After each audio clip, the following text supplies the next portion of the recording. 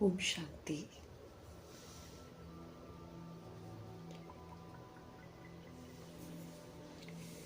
शिव पिता परमात्मा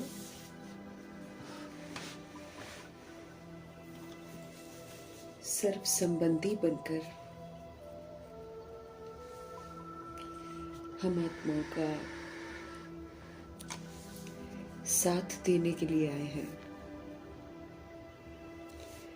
समझ देते हैं कि सदा श्रीमत पर चलो, सदा बाप के साथ रहो, अकेले नहीं बनो,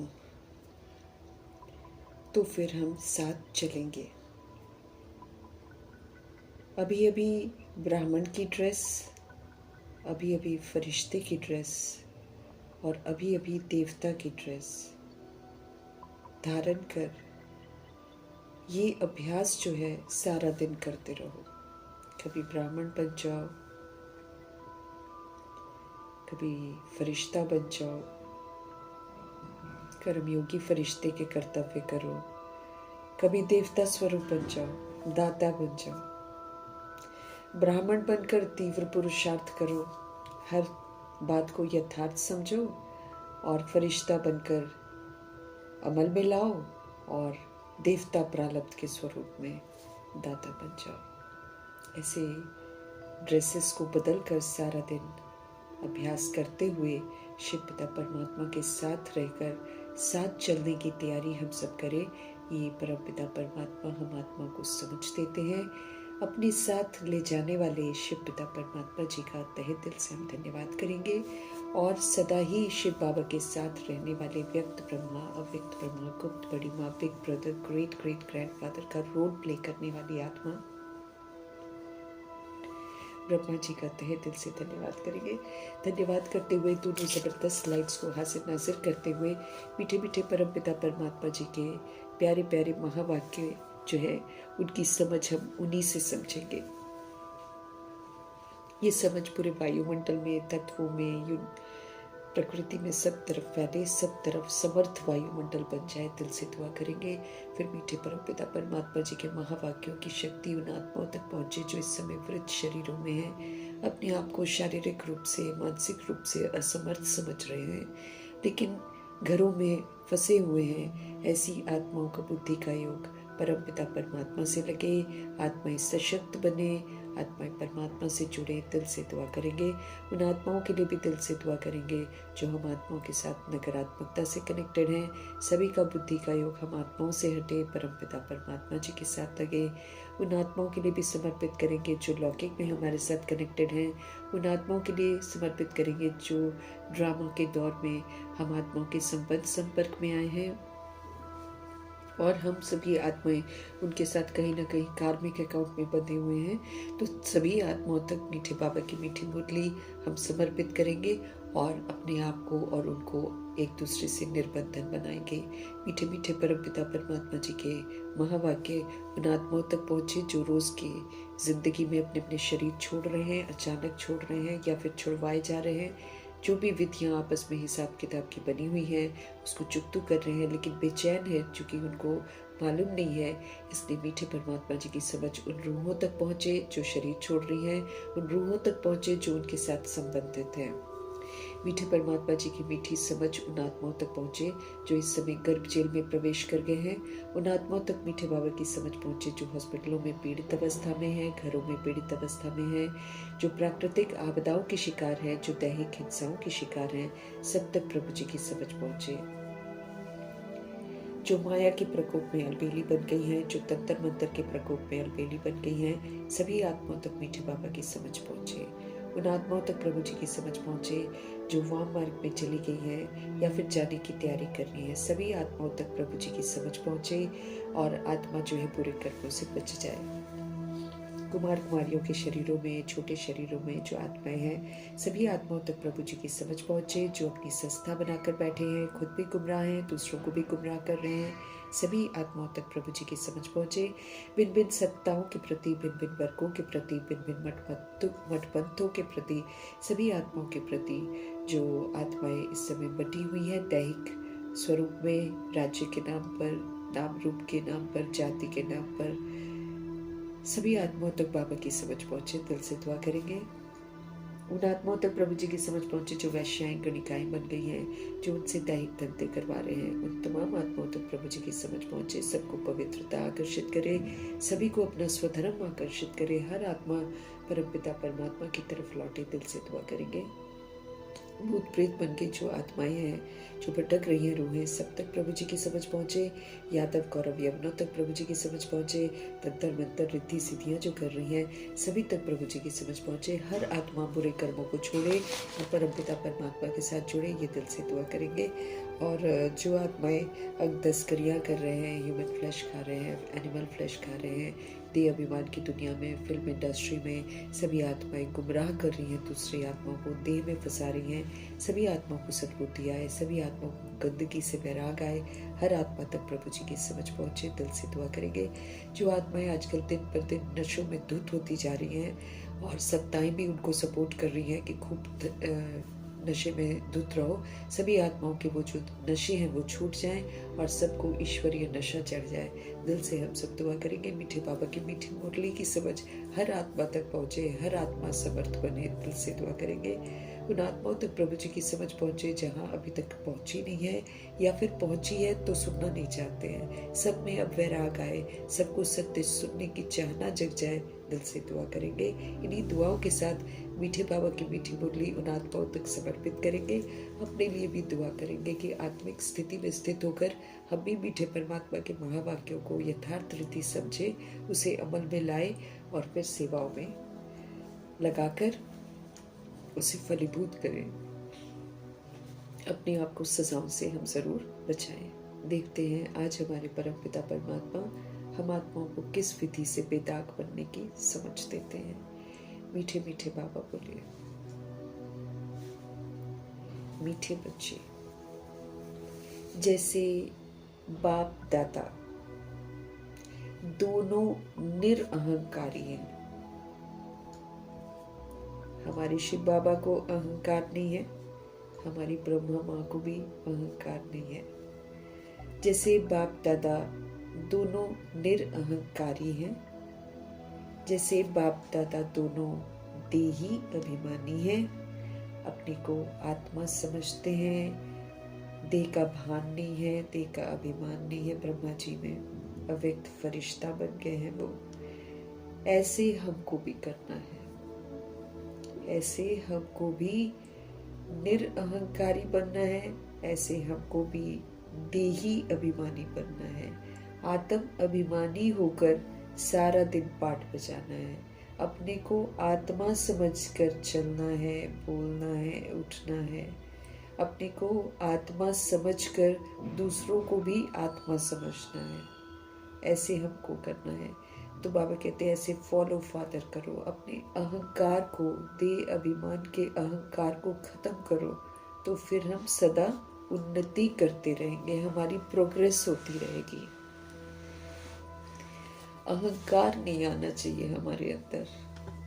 समझ मिल रही है, इस समझ का भी हमको अहंकार नहीं होना चाहिए, है ना। जब हम दूसरों को बताएं तो स्नेह से बताएं, आत्मिक स्मृति से बताएं, इसलिए नहीं कि अहंकार से हम बताएं कि हमको मालूम है, आपको नहीं मालूम है। या फिर जैसे बाबा हमको बोलते हैं कि हम बहुत सारी चीज़ों में अपनी ज़िंदगी में बदलाव लाते हैं बाबा के कहने पर, तो दूसरा तो जानता नहीं है, इसलिए उसकी ज़िंदगी में बदलाव नहीं है ना। तो जैसे नवरात्रे हैं अभी, तो लोग जो नियम है खाने पीने का, रहने का, वो पालन करते हैं ना, और हमको बाबा सदा ही उस नियम में रखते हैं। तो हमें अहंकारी बनकर ये नहीं सोचना कि देखो ये लोग तो 7-8 दिन के लिए कर रहे हैं बस, और फिर से ये शुरू हो जाएगा। नहीं, हमको उनको भी बाहर लाना है, क्योंकि वो विस्मृत है ना। तो अहंकार नहीं हमको करना है, निरअहंकारी बनकर दुआएं देते जाना है कि हर आत्मा अपने स्वधर्म में लौटे, हर आत्मा पर बृहस्पति की दशा बैठे, हर आत्मा अपने को पहचाने, अपने परमात्मा को पहचाने, हर आत्मा फिर से पवित्र स्वरूप, सुख स्वरूप, शांत स्वरूप, आनंद स्वरूप, शक्ति स्वरूप, ज्ञान स्वरूप बन जाए, सतोगुणी बन जाए, हर आत्मा बन जाए। ये बोल सकते हैं। बाकी हमको अहंकारी नहीं बनना है। कैसे बाबा ने उस दिन बोला, एक के प्रति भी अगर आप नेगेटिव सोचते हो तो मेरे साथ योग नहीं लगेगा आपका। फिर उस दिन कैसे बोल रहे थे, एक के प्रति भी घृणा होगी। अब घृणात्मक कार्य सभी करेंगे क्योंकि अति में जाएंगे, इसीलिए घृणात्मक कार्य करेंगे सब। लेकिन हमें किसी से भी घृणा नहीं होनी चाहिए। अगर होगी तो हम संपूर्ण नहीं बनेंगे, क्योंकि संपूर्ण में फिर दाग लग जाएगा। किसी से घृणा करना मना दैहिक दृष्टि है मेरी। किसी से कोई फर्क हम करते तो दैहिक दृष्टि है, और जहां दैहिक है वहां मेरे पर दाग ही दाग है। दैहिक दृष्टि वृत्ति से ही तो हम गंदे बन गए ना, दाग वाले बन गए। तो अब चाहे कोई बद से बदतर भी कर्म करेगा, करना ही है सबने, लेकिन हमको घृणा नहीं करनी है किसी से भी। ना बाबा कहते ना हमको आकर्षण में आना है, ना हमको विकर्षण में आना है। न किसी के प्रति हमको अट्रैक्ट होना है, न किसी के प्रति हमको रिपल्शन दिखाना है। न रिएक्ट करना है, न हमको किसी को रिजेक्ट करना है, न किसी के दिए हुए दुख को अंदर लेकर जाना है, न अंदर ले जाकर किसी को लौटाना है। इतना हमको अपने ऊपर ध्यान देना है। इसलिए ये जो 3 बाबा, जैसे संडे को भी बाबा ने समझाया ना, ये जो 3 शब्द हैं, निरअहंकारी और निराकारी, निरअहंकारी और निर्विकारी, मनसा वाचा कर्मणा के लिए सौगात देकर गए हैं ब्रह्मा जी। खुद बनकर फिर सौगात देकर गए हैं। तो उसको कितना हमको बुद्धि में रखना है कि सारी आत्माएं मुझे निराकार दिखाई दे, बॉडी ना दिखाई दे मुझे। तो मेरी मनसा जो है, जब वो निराकारी बन जाएगी तो वो सबके हित में सोचेगी। फिर अहंकार आएगा ही नहीं। जब मेरी मनसा निराकारी है तो मैं भी आत्मा, वो भी आत्मा, वो भी आत्मा, वो भी आत्मा, तो किस बात का अहंकार? अहंकार तो बॉडी में आने से आता है हमारे। तो निराकारी, निरअहंकारी, फिर मेरे में विकार कोई नहीं होना चाहिए। ये 3 शब्द जो होमवर्क के लिए हमको ब्रह्मा जी के द्वारा शिव बाबा या ब्रह्मा जी दे कर गए हैं, ये 3 शब्द हमारे को सौगात मिली है। बाबा कहते हैं अगर हम इस सौगात को कार्य में लगाएंगे तब हम इस दुनिया की सारी आत्माओं को संतुष्ट कर सकेंगे, और तब हम सहज मुक्त हो सकेंगे। तो सदा हमारी उन्नति होती रहेगी। जब हम देही अभिमानी बनेंगे, जब हम निरअहंकारी बनेंगे, जब हम फॉलो फादर करेंगे, तो सदा हमारी उन्नति होती रहेगी।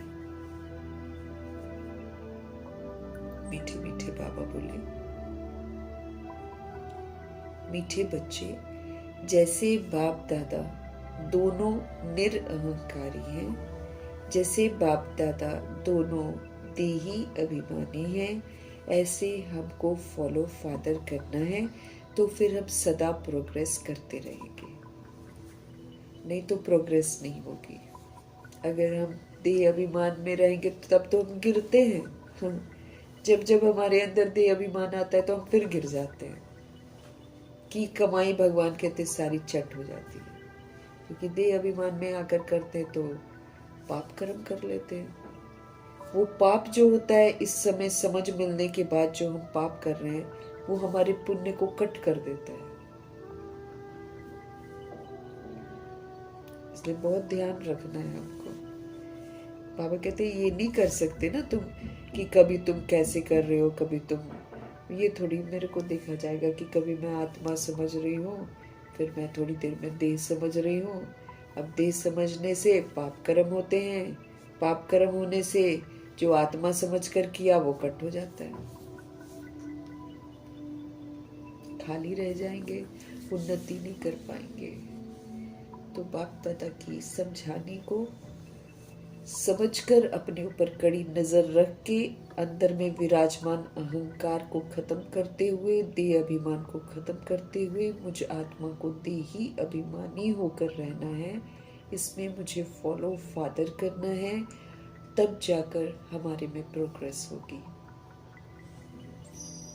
प्रश्न है मीठे बाबा का, ऊंच मर्तबे की प्राप्ति के लिए कौन सी हमको खबरदारी रखनी चाहिए?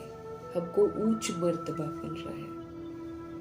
अब ऊंच मर्तबे की प्राप्ति कहाँ पर हम कर रहे हैं? रावण के राज्य में कर रहे हैं, जहां हमने रावण को बहुत यूज किया हुआ है। तो कौन सी खबरदारी बाबा कहते हैं हमको रखनी बहुत जरूरी है?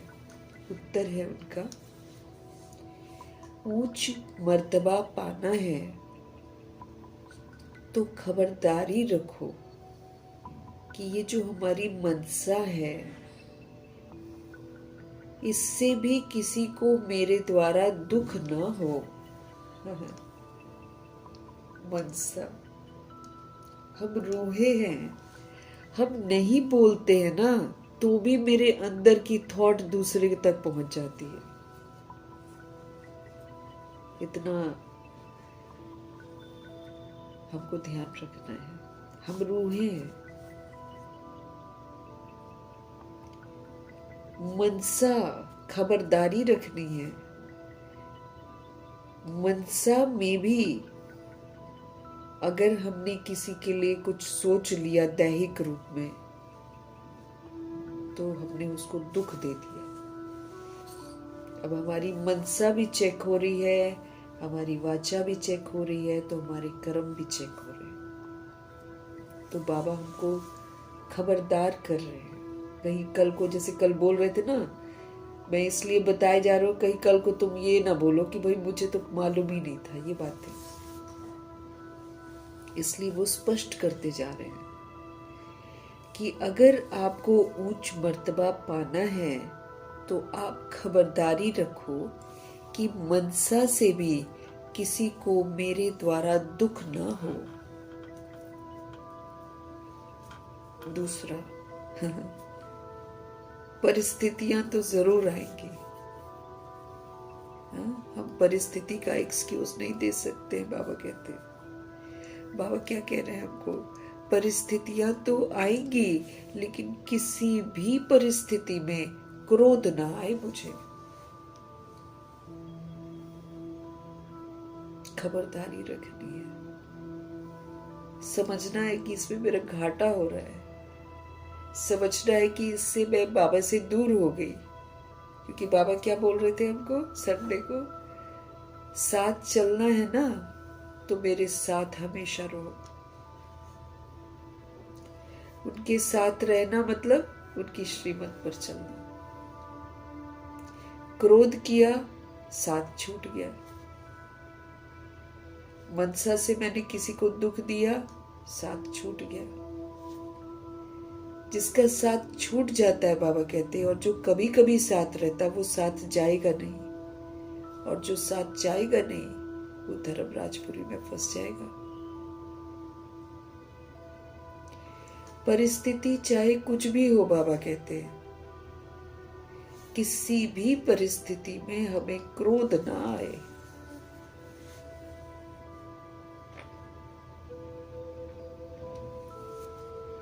बाप का बनकर बाप के कार्य में, इस रुद्र यज्ञ में विघ्न रूप ना बने हम। कल भी बाबा ने समझाया ना हमको। अब देह अभिमान में आते हैं, हम विघ्न रूप बन जाते हैं। तो भगवान का बनकर बाप के कार्य में, अब हमको कार्य में कैसे मददगार बनना है? स्व परिवर्तन से। उसमें देह के दाग मिटाते जाना है, सारे गुणों से संपन्न बनते जाना है, संपूर्ण निर्विकारी बनते जाना है, मर्यादा पुरुषोत्तम बनते जाना है और संपूर्ण अहिंसक बनते जाना है। जब हम ये करते जा रहे हैं तो हम भगवान जी के कार्य में मददगार हैं। और जब हम गड़बड़ करते हैं तो फिर हम विघ्न रूप बनते हैं। बाबा के यज्ञ में सारा दिन खुद को आत्मा समझकर चलते हैं, बोलते हैं, कार्य करते हैं, तो हम कार्य में मददगार हैं। और अगर देह अभिमान में आ रहे हैं, कार्य में विघ्न रूप है। बाप का बनकर बाप के कार्य में, इस रुद्र यज्ञ में विघ्न रूप मत बनो, बाबा कहते हैं। अगर कोई मुख से बाबा बाबा कहे और चलन रॉयल न हो तो ऊंच मर्तबा नहीं मिल सकता है। हम बाबा बाबा करते रहें, है ना, और हमारी चलन गड़बड़ हो तो फिर हम थोड़ी बाबा बाबा कहने से मेरे को ऊंच मर्तबा थोड़ी मिल जाएगी। चलन देखी जाएगी।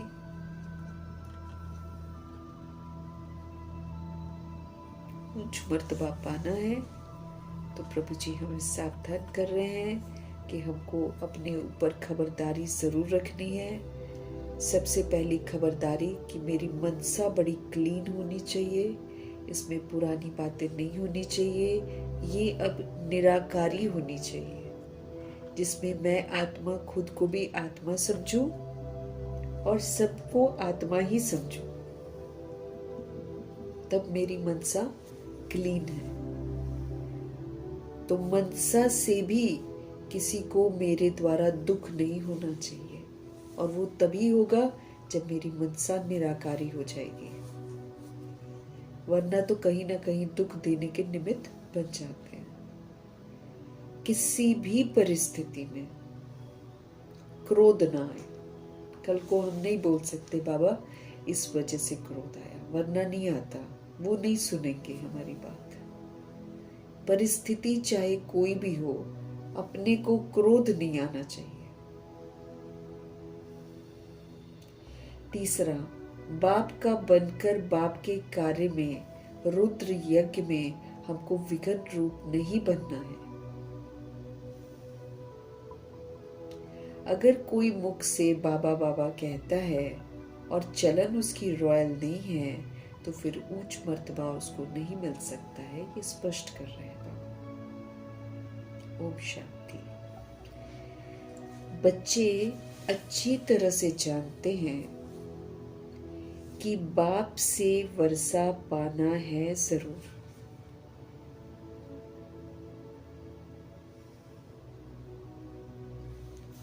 बच्चे अच्छी तरह से जानते हैं कि बाप से जरूर वर्षा पाना है।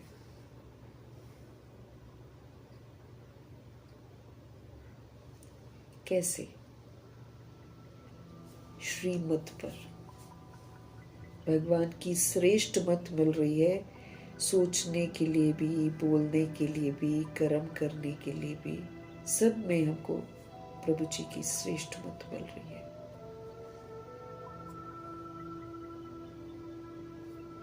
तो बच्चे अच्छी तरह से जानते हैं कि बाप से वर्षा पाना है हमको जरूर। कैसे? श्रीमत पर बाप ने हमको समझाया है। एक ही गीता शास्त्र है जिसमें श्रीमत भगवान वाच है। प्रभु जी क्या कह रहे हैं हमको? बाप ने समझाया है, एक ही गीता शास्त्र है जिसमें श्रीमत भगवान वाच है। भगवान तो सबका एक ही है, सबका बाप है वो। हम सभी सोल्स हैं, हम सभी के फादर शिव बाबा हैं।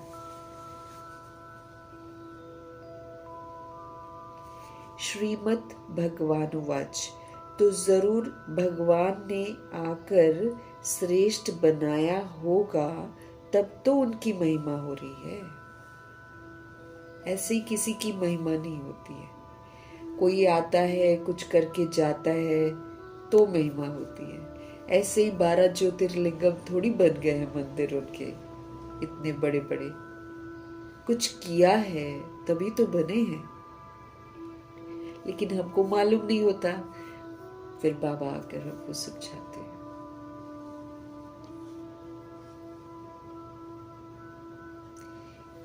तो जरूर भगवान ने आकर श्रेष्ठ बनाया होगा, तब तो उनकी महिमा है। श्रीमद् भगवत गीता मतलब श्रीमद् भगवान वाच, भगवान जी हमको श्रीमद् दे रहे हैं। भगवान तो जरूर ऊंच ते ऊंच ठहरा। श्रीमद् भी उसी एक शास्त्र में गाई हुई है, गीता में, क्योंकि भगवान जी सच्ची गीता सुनाते हैं। अब सच्ची गीता का यादगार जरूर बनता है, लेकिन थोड़ा कंफ्यूजन है उसमें कि श्री कृष्ण का नाम डाल देते हैं, वरना तो यादगार ये सच्ची गीता का बनता है ना।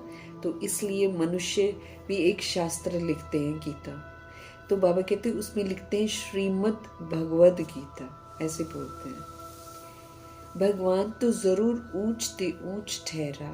श्रीमद् भी उसी ही एक शास्त्र में गाई हुई है, और कोई शास्त्र में श्रीमद् भगवानुवाच नहीं लिखा हुआ है।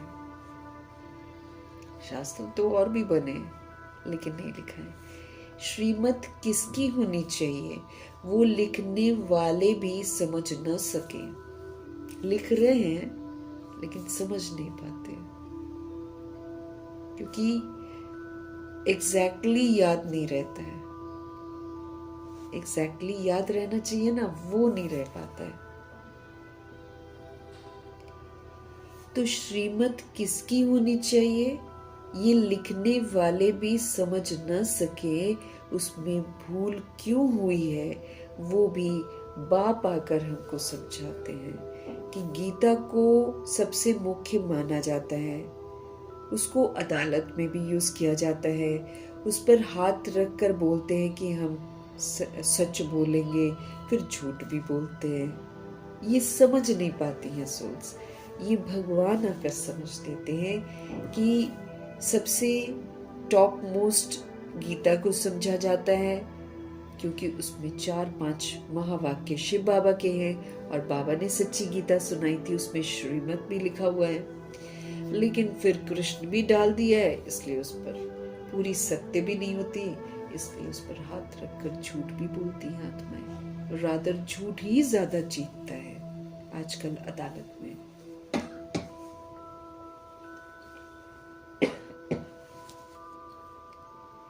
तो प्रभु जी कहते हैं कि श्रीमद् भगवद गीता लिखा है, लेकिन जो लिखने वाले हैं ना, वो भी समझ नहीं पाते कि उसमें भूल क्यों हुई है। ये भी हमारे शिव बाबा आकर समझाते हैं। रावण राज्य शुरू होने से ही रावण मत पर चल पड़ते। देह का भान आया, देह का भान आया, देह का अभिमान आया, रावण की प्रवेशता हो गई। वहीं से रावण राज्य शुरू हो गया। तो रावण राज्य शुरू होने से ही रावण की मत पर चल पड़ते हैं। पहले कड़े ते कड़ी भूल इन रावण मत वालों ने ही की है। रावण की चमाट लगती है। पहले कड़े ते कड़ी भूल रावण की मत पर चलने वालों ने की है। सबसे पहले देवकुल की आत्माएं विस्मृत होती है, फिर रावण की हमको चमाट लगती है, थप्पड़ लगता है। जैसे कहा जाता है कि शंकर प्रेरक है, बॉम्ब शादी बनवाए हैं, ऐसे बोलते हैं लोग। शंकर जी तो संपूर्ण अहिंसक हैं, लेकिन जब उनकी ये अवस्था बनती है ब्रह्मा जी की, तो फिर ये जो पतित शक्तियां हैं ना, ये फिर अपने विनाश का सोचने शुरू करती थी। करती तो नहीं है कि हमारा विनाश हो, सोचती तो दूसरे का विनाश करना है, लेकिन सबका हो जाता है। लेकिन लोगों का ये कहना है कि जब उनका तीसरा नेत्र खुलता है तो विनाश हो जाता है। अब ये तो ब्रह्मा जी बनकर तीसरा नेत्र खुलते खुलते खुलते खुलते फिर वो एक दिन शंकर बन जाते हैं, स्मृति स्वरूप बन जाते हैं। वैसे 5 विकार रूपी रावण प्रेरक है मनुष्य को पतित बनाने में। देह का भान आया, फिर उसका अभिमान होने लगा, फिर आकर्षण होने लगा, फिर काम विकार आ गया, फिर स्वधर्म के विपरीत गई आत्मा तो उसको क्रोध भी आना शुरू हो गया, फिर लोभ भी आ गया, फिर मोह भी आ गया, फिर अहंकार भी आ गया। इस तरह विकारों की प्रवेशता हो गई। तो 5 विकारों रूपी रावण जो है प्रेरक है मनुष्यों को पतित बनाने का। तब तो पुकारते हैं पतित पावन आओ। तो पतित पावन एक ही ठहरा ना। इससे सिद्ध है कि पतित बनाने वाला और है और पावन बनाने वाला और है। दोनों एक हो नहीं सकते हैं। ये बातें तुम ही समझते हो, लेकिन बाबा कहते वो भी नंबरवार पुरुषार्थ अनुसार। सब एक जैसा नहीं समझ पाते। जितना जितना हम पुरुषार्थ करते हैं, जितना जितना हम शिव बाबा के साथ रहते हैं, उतना उतना अपने को समझ में आना शुरू होता है। समझना मतलब अमल में लाना। ब्रह्मा जी अमल में लाते थे, मम्मा अमल में लाती थी, दादी देखो गुलजार दादी कैसे अमल में लाती थी। फुल स्टॉप क्या होता है, कितना सुंदर फुल स्टॉप लगाती थी। किसी के साथ हिसाब नहीं बनाती थी, किसी के साथ नहीं। तो क्या किया, इन आत्माओं ने ज्ञान को समझा है। तो जब समझ जाते हैं ना हम, तब हम अमल में लाते हैं। और जब तक हम अमल में नहीं लाते हैं, तब तक हमने समझा नहीं है। इसीलिए बाबा को मुरली में बोलना पड़ता है समझा समझा, क्योंकि नंबरवार पुरुषार्थ हम करते हैं।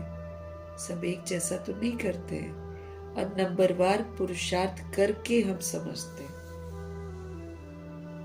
सबका अपना अपना पुरुषार्थ है। बाबा कहते हैं ऐसे मत समझना कि सभी को निश्चय है भगवान पर। सबको निश्चय नहीं है, भले आ रहे हैं बाबा बाबा बोल रहे हैं, क्योंकि जिसको निश्चय होगा वो तुरंत वो करेगा जो बाबा कहते हैं। जैसे ब्रह्मा जी को निश्चय था, तो तन मन धन श्वास संकल्प बोल कर्म सब से वो समर्पित हो गए थे। उनके लिए बोलेंगे कि हाँ उन्होंने समझा, उनको निश्चय था। तो प्रभु जी स्पष्ट करके समझा रहे हैं कि ऐसे मत समझना कि सभी को निश्चय है। सब नंबरवार है। क्योंकि जैसे जैसे हम त्याग करते हैं, है ना, जैसे जैसे हम तपस्या करते हैं, वैसे वैसे तय होगा ना कि हाँ हम समझे हैं या बाबा के कहने पर हम चल रहे हैं, या निश्चय है हमको भगवान पर। जितना निश्चय है उतनी खुशी बढ़ती है। फिर अगर प्रभु में निश्चय है तो फिर हम सदा खुश रहेंगे। फिर तो सदा खुशी है।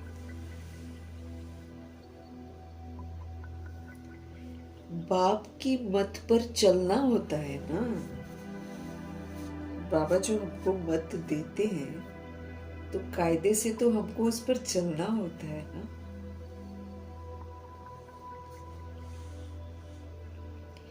श्रीमत पर हमको ये स्वराज्य मर्तबा पाना है।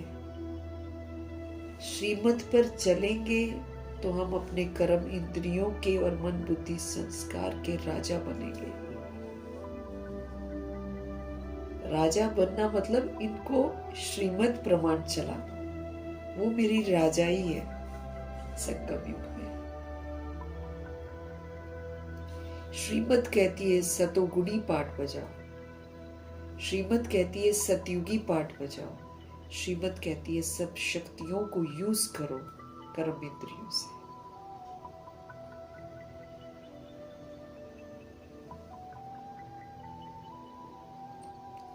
तब जाकर मेरे को अपना स्वराज्य मिलेगा, नहीं तो हमारा अपने ऊपर ही राज्य नहीं है। शरीर रूपी राजधानी, ये जो इंस्ट्रूमेंट हमने ले रखा है, ये जो हमको कर्म इंद्रियां मिली हुई हैं, और ये जो मन बुद्धि संस्कार है मेरे अंदर, आत्मा के अंदर, ये एकदम बेकायदे चलते हैं। रावण के राज्य में जब हम आ गए थे तो आत्मा कितनी बेबस हो जाती है कि नहीं चाहते हुए भी वही कार्य करती है जो उसको नहीं करना चाहिए।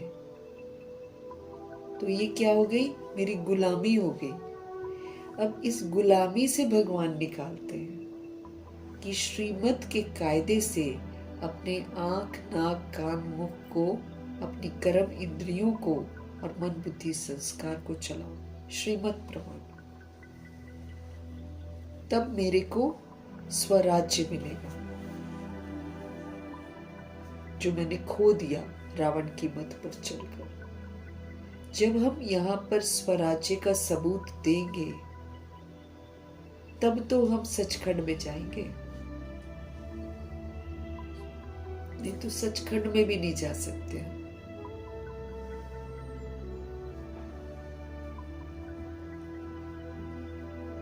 तो श्रीमत पर चलते जाओ, स्वराज्य पाते जाओ। मनुष्य से देवता बनने में देरी नहीं लगती है, बाबा कहते हैं।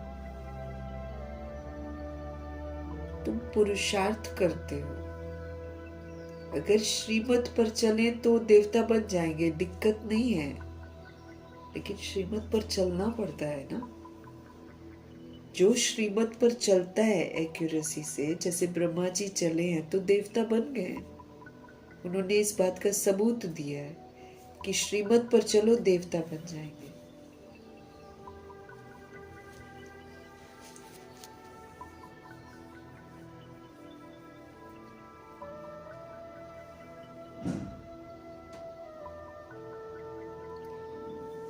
मनुष्य से देवता बनने में देरी नहीं लगती है, बाबा कहते हैं। तुम पुरुषार्थ करते हो, मम्मा बाबा को फॉलो करते हो, ये दोनों आत्माओं ने करके दिखाया है।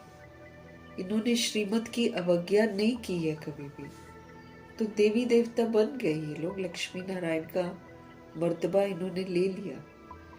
तो मम्मा बाबा को फॉलो करते हो, जैसे वो आप समान बनाने की सर्विस कर रहे हैं, तुम भी समझते हो हम क्या सर्विस कर रहे हैं और मम्मा बाबा क्या सर्विस कर रहे हैं। उन्होंने कैसे किया और हम क्या कर रहे हैं, हम देख सकते हैं, हम समझ सकते हैं।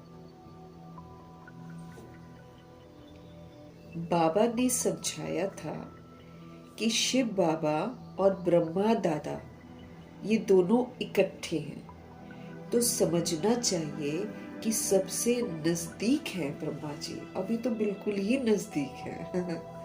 साकार में भी नजदीक थे, क्योंकि बाबा ने क्या बोला संडे की मुरली में? साथ रहो मेरे, श्रीमत पर चलो और साथ रहो तो साथ चलेंगे। तो ब्रह्मा जी कभी अलग हुए ही नहीं शिव बाबा से।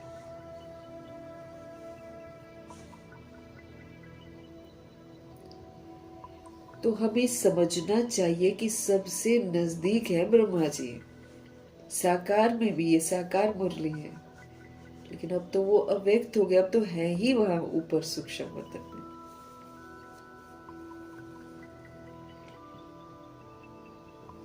इस ड्रामा में भगवान आते हैं और सबको मौका देते हैं कि मेरे साथ रहो। जो साथ रहता है उसको अनुभूति कराते हैं, सुरक्षित रखते हैं। और कोई हमको सुरक्षित थोड़ी रख सकता है सिवाय परमात्मा के।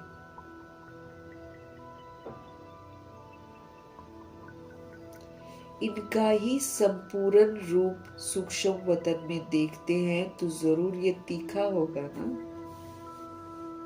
तीखे थे भाई पुरुषार्थ में ब्रह्मा जी, तो जबरदस्त थे। उनके जैसा समर्पण कोई कर ही नहीं सकता। तीखे हैं ये।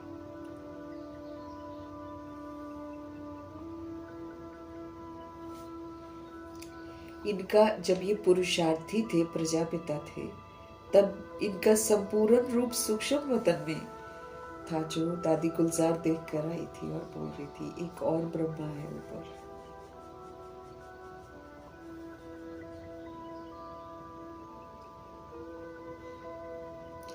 परंतु जैसे बाप हमारे निरअहंकारी हैं, जैसे वो देही अभिमानी हैं अर्थात आत्म अभिमानी हैं, वैसे ही दादा भी यानी कि हमारे बिग ब्रदर ब्रह्मा जी भी निरअहंकारी हैं।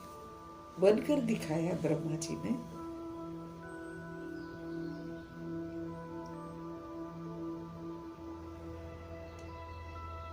कहते हैं कि शिव बाबा ही समझाते रहते हैं। जब मुरली चलती है तो बाबा खुद कहते हैं कि समझो कि शिव बाबा इनके द्वारा सुना रहे हैं। ये ब्रह्मा भी जरूर सुनता होगा ना। ये न सुने और न सुनाए तो उच्च मर्तबा फिर कैसे पाए। तो ब्रह्मा जी तो स्पेशली बहुत ध्यान से सुनते थे और फिर दूसरों को सुनाते भी थे, तब इन्होंने ऊंच मर्तबा पाया। परंतु अपना देह अभिमान छोड़ कहते हैं कि ऐसे समझो कि शिव बाबा ही सुनाते हैं। कभी वो भी सुना देते हैं ना ब्रह्मा जी समझकर, तो भी वो यही बोलते कि शिव बाबा ने समझाया है। हाथ पीछे करते हैं ना, हर चित्र में हाथ उनके पीछे होते हैं। वो यही दर्शाते हैं कि मैं कुछ नहीं करता हूं, सब शिव बाबा कर रहे हैं।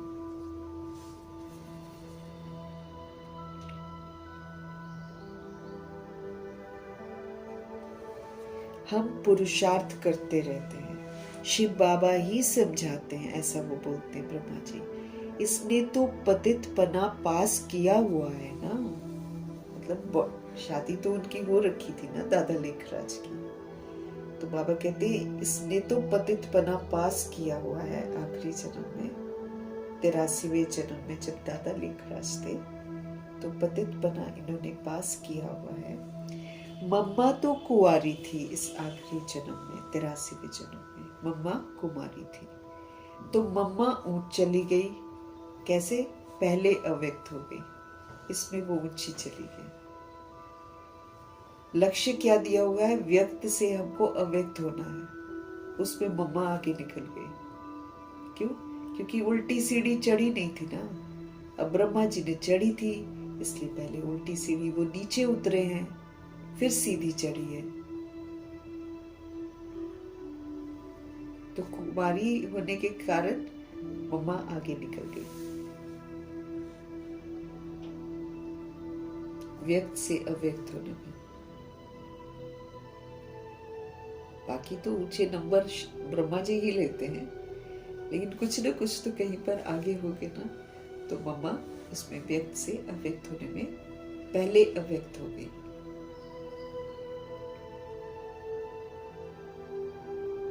तुम भी कुमारियां मम्मा को फॉलो करो और गृहस्थियों को बाबा को फॉलो करना चाहिए। उल्टी सीढ़ी नीचे उतरो, फिर सीधी सीढ़ी चढ़ो।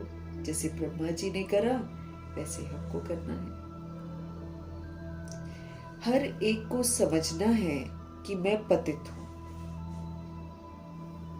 भले आखिरी जन्म में सब कुमारी है चाहे कुमार है, लेकिन है सब पतित ही। हर एक को समझना है कि मैं पतित हूं, मुझे पावन बनना है। अब ये नहीं कि कुमार कुमारी हैं तो हम सोच ले कि हम तो पवित्र हैं, नहीं। कलयुग में मौजूद है तो पतित ही तो है, विकार से पैदा होते हैं तो पतित तो है। लेकिन हाँ, ये एक भाग्य है कि आखिरी जन्म 83वें जन्म में बाबा से मुलाकात हुई, तो फिर उस समय कुमार कुमारियां, ये अहो सौभाग्य है कि उल्टी सीढ़ी अभी चढ़ी नहीं है। लेकिन पतित तो सभी हैं, तभी तो पढ़ाई पढ़ रहे हैं, तभी तो बाबा को याद कर रहे हैं। तो ये जरूर है कि मैं पतित हूं, मुझे पावन बनना है। ये हर एक को समझना है। ये नहीं कि हम पवित्र हैं तो हम पावन हैं, नहीं। फिर पावन होते तो यहाँ क्यों रहते? फिर यहाँ शरीर में मौजूद हैं, ये अपने आप में एक सबूत है कि हम पतित हैं, तभी हम बॉडी में हैं।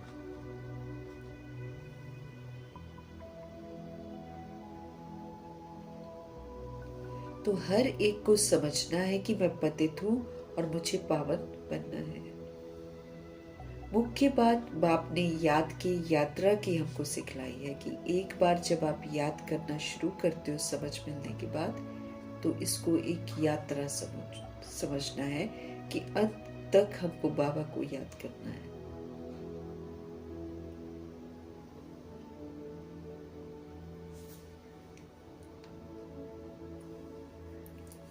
तो मुख्य बात बाप ने याद की यात्रा की सिखलाई है, इसमें देह का अभिमान नहीं रहना चाहिए।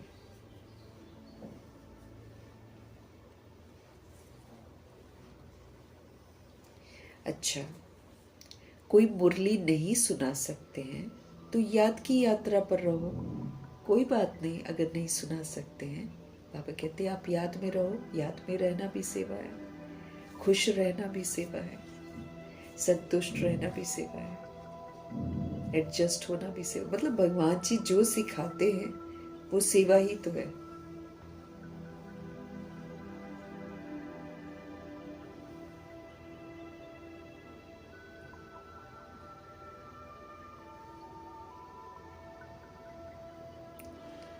बाबा कहते हैं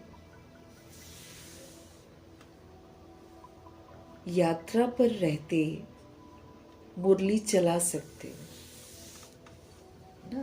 कोई मुरली नहीं सुना सकता है तो याद की यात्रा पर रहो, और जब आप यात्रा पर रहोगे मुरली चला सकते हो।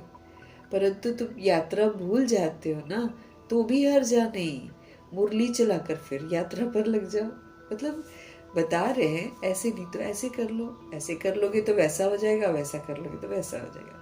भगवान जी कह रहे हैं सपोज करो कोई मुरली नहीं चला सकता है तो याद की यात्रा में रहो। जब हम याद की यात्रा में रहेंगे भगवान से शक्ति मिलेगी, मुरली भी चला लेंगे। परंतु बाबा कहते हैं यात्रा भूल जाते हैं। फिर बाबा कहते कोई बात नहीं, यात्रा भूल जाते हो ना, मुरली चलाकर फिर से यात्रा पर लग जाओ। जैसे बाबा के समय में चंद्रमणि दादी बोलती थी ना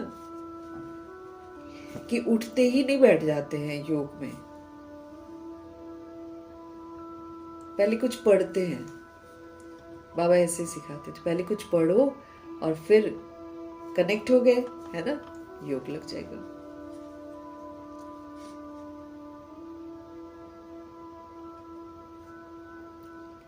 यात्रा भूल जाती है तो भी हर्जा नहीं, मुरली चलाकर फिर यात्रा पर लग जाओ, क्योंकि वो वाणी से परे वानप्रस्थ अवस्था है। याद में रहना वाणी से परे वानप्रस्थ अवस्था है। मूल बात है देही अभिमानी होकर बाप को याद करते रहो, बॉडी के साथ नहीं, बॉडी का भान नहीं होना चाहिए। बस देही अभिमानी होकर स्वयं को आत्मिक स्थिति में स्थित करके या आत्मा समझकर बाप को याद करना।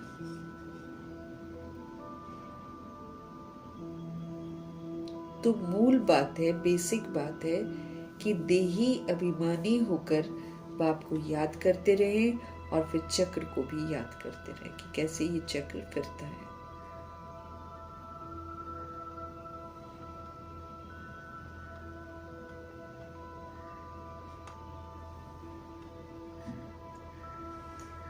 मूल बात है देही अभिमानी होकर बाप को याद करते रहे और फिर चक्र जो है उसको भी याद करते रहे।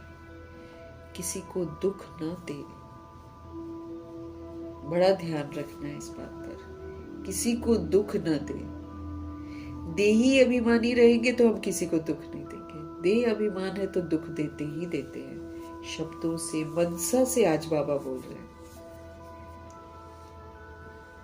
मनसा में भी हमारे क्वेश्चन करेक्शन नहीं होना चाहिए किसी को लेकर। दुनिया में जो आत्माएं हैं,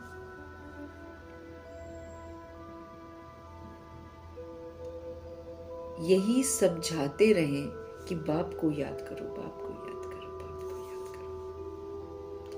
ये है यात्रा।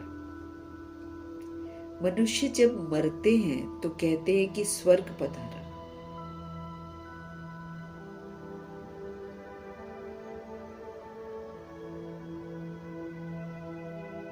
बाबा कहते हैं देही अभिमानी, देही अभिमानी होकर बाप को याद करते रहे और चक्र को भी याद करते रहे। किसी को भी दुख न दे, यही समझाते रहे कि भाई बाप को याद करो। ये है यात्रा। मनुष्य जब मरते हैं तो कहते हैं कि स्वर्ग पधारा। अज्ञान काल में कोई स्वर्ग को याद नहीं करते हैं। स्वर्ग को याद करना माना यहां से मरना। बुद्धि का योग इधर फंसा हुआ है तो स्वर्ग को याद नहीं कर सकते ना। तो वो लोग ये सोचते हैं कि स्वर्ग को याद करना मतलब मर जाओ यहाँ से, है ना। तो वो तो सोचते मर के स्वर्ग जाते हैं। तो ये कंफ्यूजन उनके दिमाग में रहता है। तो अज्ञान काल जब होता है, जब ज्ञान नहीं होता है, तो कोई भी स्वर्ग को याद नहीं करते हैं। क्यों? क्योंकि वो समझते हैं कि स्वर्ग को याद करना मतलब मर जाना। अब बाबा कहते हैं ऐसे तो कोई याद नहीं करते। अभी तुम बच्चे जानते हो कि हमको अब वापस घर जाना है, इसलिए इधर से दिमाग हटाना है। इधर से दिमाग नहीं हटेगा तो घर जाने की हम तैयारी करेंगे नहीं और बाबा निकल जाएंगे। बाबा तो कभी भी चले जाएंगे ना। अब हम इस दौर में पहुंच गए हैं जहां बाबा कभी भी चले जाएंगे।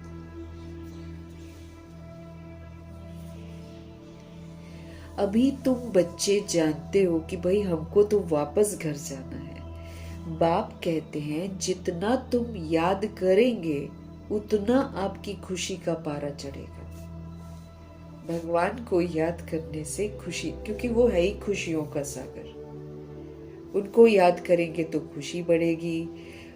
वो शक्तियों का सागर है, उनको याद करेंगे तो हम शक्तिशाली बनेंगे। वो देही अभिमानी, विदेही और शरीरी है, उनको याद करेंगे तो हम भी वही बन जाएंगे।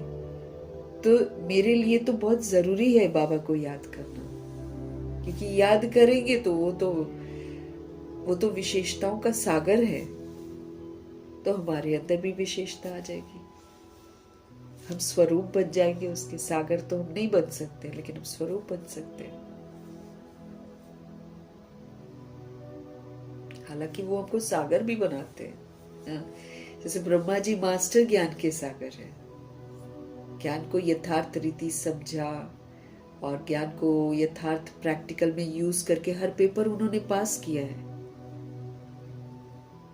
तो हमारे शिव बाबा कहते हैं कि जितना तुम याद करेंगे उतना आपको खुशी का पारा चढ़ेगा और वर्षा भी आपको याद रहेगा। और जितना आप बाप को याद करेंगे उतना आप हर्षित भी रहेंगे। बाप को याद न करने से ही हम कंफ्यूज होते हैं। ऐसा हो जाएगा, वैसा हो जाएगा, मूंझते हैं, गुटखा खाते रहते हैं, क्वेश्चन करेक्शन करते रहते हैं। क्यों, क्या करते रहते हैं? आश्चर्य की मात्रा लगाते हैं। तुम इतना समय याद कर नहीं सकते। बाबा ने आशिक माशूक का मिसाल बताया है। जैसे लैला मजनू हुआ करते थे, वो भी क्यों हुए? क्योंकि संगम युग में इस समय आशिक माशूक हम बनते हैं। हमारा बाबा हमारा माशूक और हम सभी उनके आशिक। तो बाबा ने आशिक और माशूक का मिसाल बताया है। वो भल धंधा करते हैं और वो भल चरखा चलाती रहती है, तो भी उसके सामने माशूक आकर खड़ा हो जाता है। उनकी जो आशिकी होती है, काम कर रहे हैं लेकिन काम हो रहा है, पर सामने जिसके साथ उनकी आशिकी होती है वो खड़ा होता है। ऐसे अभी जो सोल्स करती है ना, जैसे ब्रह्मा जी है, मम्मा है ना, दादियां हैं, ये सब प्रभु जी से सच्ची आशिकी करते हैं। तो इनके ध्यान में बस बाबा ही होता है।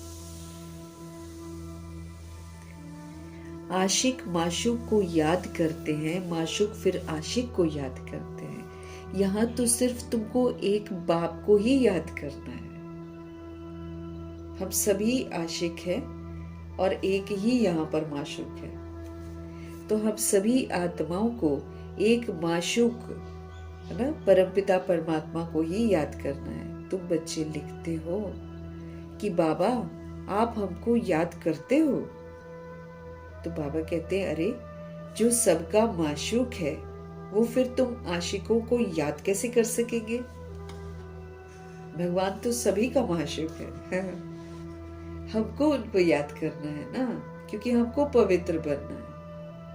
भगवान को क्या, हमारे साथ क्या याद करेंगे हमको? हाँ, अगर हम बहुत याद करते हैं तो फिर याद से याद मिलती है। तो बाबा कहते हैं ना, फिर मैं उनको याद करता हूँ जो मेरा कहना मानते हैं।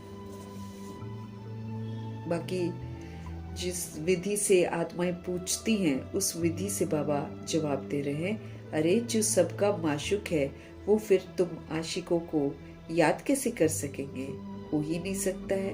वो तो है ही एक माशूक, और आशिक तो 16,108 करोड़ है, नंबरवार है, लेकिन इतने आशिक बनते हैं। आशिक बन नहीं सकता, भगवान आशिक नहीं बन सकता है। क्यों याद करेगा वो सबको, है ना? भगवान आशिकी नहीं करेंगे, हम करेंगे। तुमको ही याद करना है। तुम हर एक को आशिक बनना है उस एक माशूक का। अगर वो आशिक बने तो कितने को याद करता रहेगा? ये तो हो नहीं सकता। कहता है कि मेरे ऊपर तो पापों का बोझ थोड़ी है जो मैं किसी को याद करूं, और हमको याद करके उनके पापों के बोझ थोड़ी उतरेंगे। भगवान जी कहते मैं थोड़ी कोई पाप करता हूं जो कि मैं तुमको याद करूं या मैं किसी को भी याद करूं।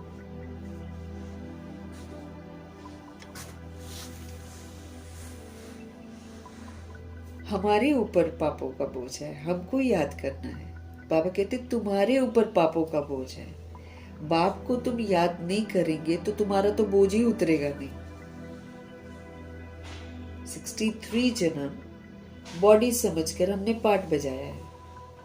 चलो द्वापर में कम पाप किए हैं हमने, लेकिन ये कलयुग के 42 जन्म में तो हमने बहुत पाप किए हैं। तो पापों का बोझ है हमारे सिर पर, वो कैसे उतरेगा? बाबा को याद करके ही उतर सकता है। तुम्हारे ऊपर पापों का बोझ है। बाप को तुम याद नहीं करेंगे तो पापों का बोझा तुम्हारा उतरेगा नहीं। बाकी मुझे क्यों किसको याद करना पड़े?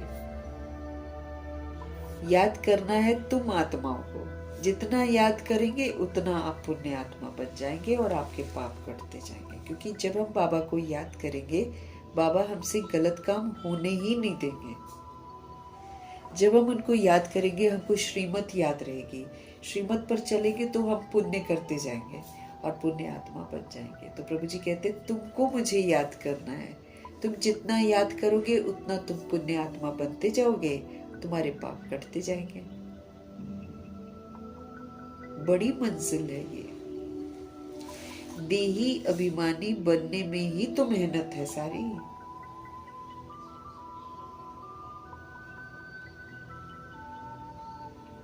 बाबा कहते देही अभिमानी बनने में ही मेहनत है। ये नॉलेज सारी तुमको मिल रही है।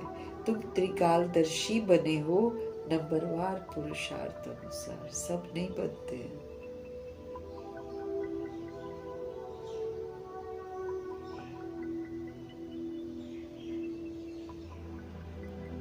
बाबा कहते हैं बड़ी मंजिल है देही अभिमानी बनने में ही तो सबसे बड़ी मेहनत है। अपने को आत्मा समझना, सबको आत्मा रूप में देखना, फिर सबके साथ सतुगुणी व्यवहार करना, सबके साथ सतयुगी व्यवहार करना, फिर सबके साथ शक्तियों का सहयोग देना मेहनत है।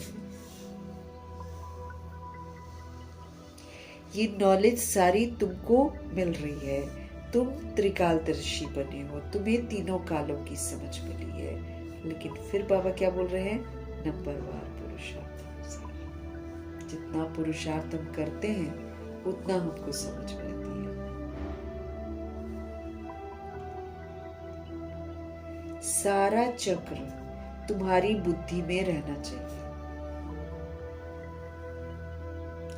सारा चक्र तुम्हारी बुद्धि में रहना चाहिए। बाप समझाते हैं तुम लाइट हाउस हो ना।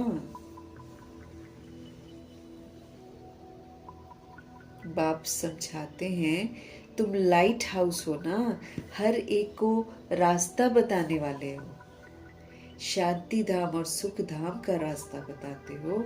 ये सब नई बातें तुम सुनते हो, जानते हो कि बरोबर हम आत्माएं शांति धाम के रहवासी हैं।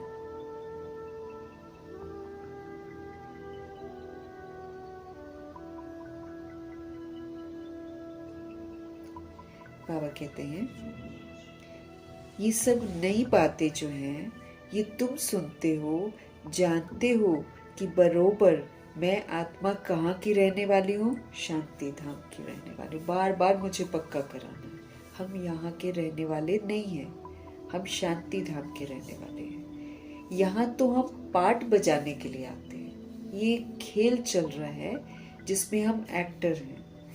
यही चिंतन बुद्धि में चलता रहे तो मस्ती चढ़ जाए। जो भगवान हमको सच बताते हैं, अगर वो सच का चिंतन मेरी बुद्धि में चलता रहे तो मस्ती चढ़ जाए। बाप ने समझाया है शुरू से लेकर अंत तक तुम्हारा पाठ है। जो 84 जन्म लेती हैं सोल्स, उनका शुरू से लेकर अंत तक पाठ है। अभी कर्मातीत अवस्था में जरूर जाना है। सभी आत्माओं को कर्मातीत अवस्था में जाना है। हमारा सारा कार्मिक बॉन्डेज सबके साथ खत्म हो जाए, वो वाली अवस्था तक हमको पहुंचना है। फिर गोल्डन एज में हमको आना है। जब तक कर्मातीत बने नहीं है, शरीर से निकलेंगे नहीं। अब समझ से श्रीमत पर चलकर हमको कर्मातीत बनना है।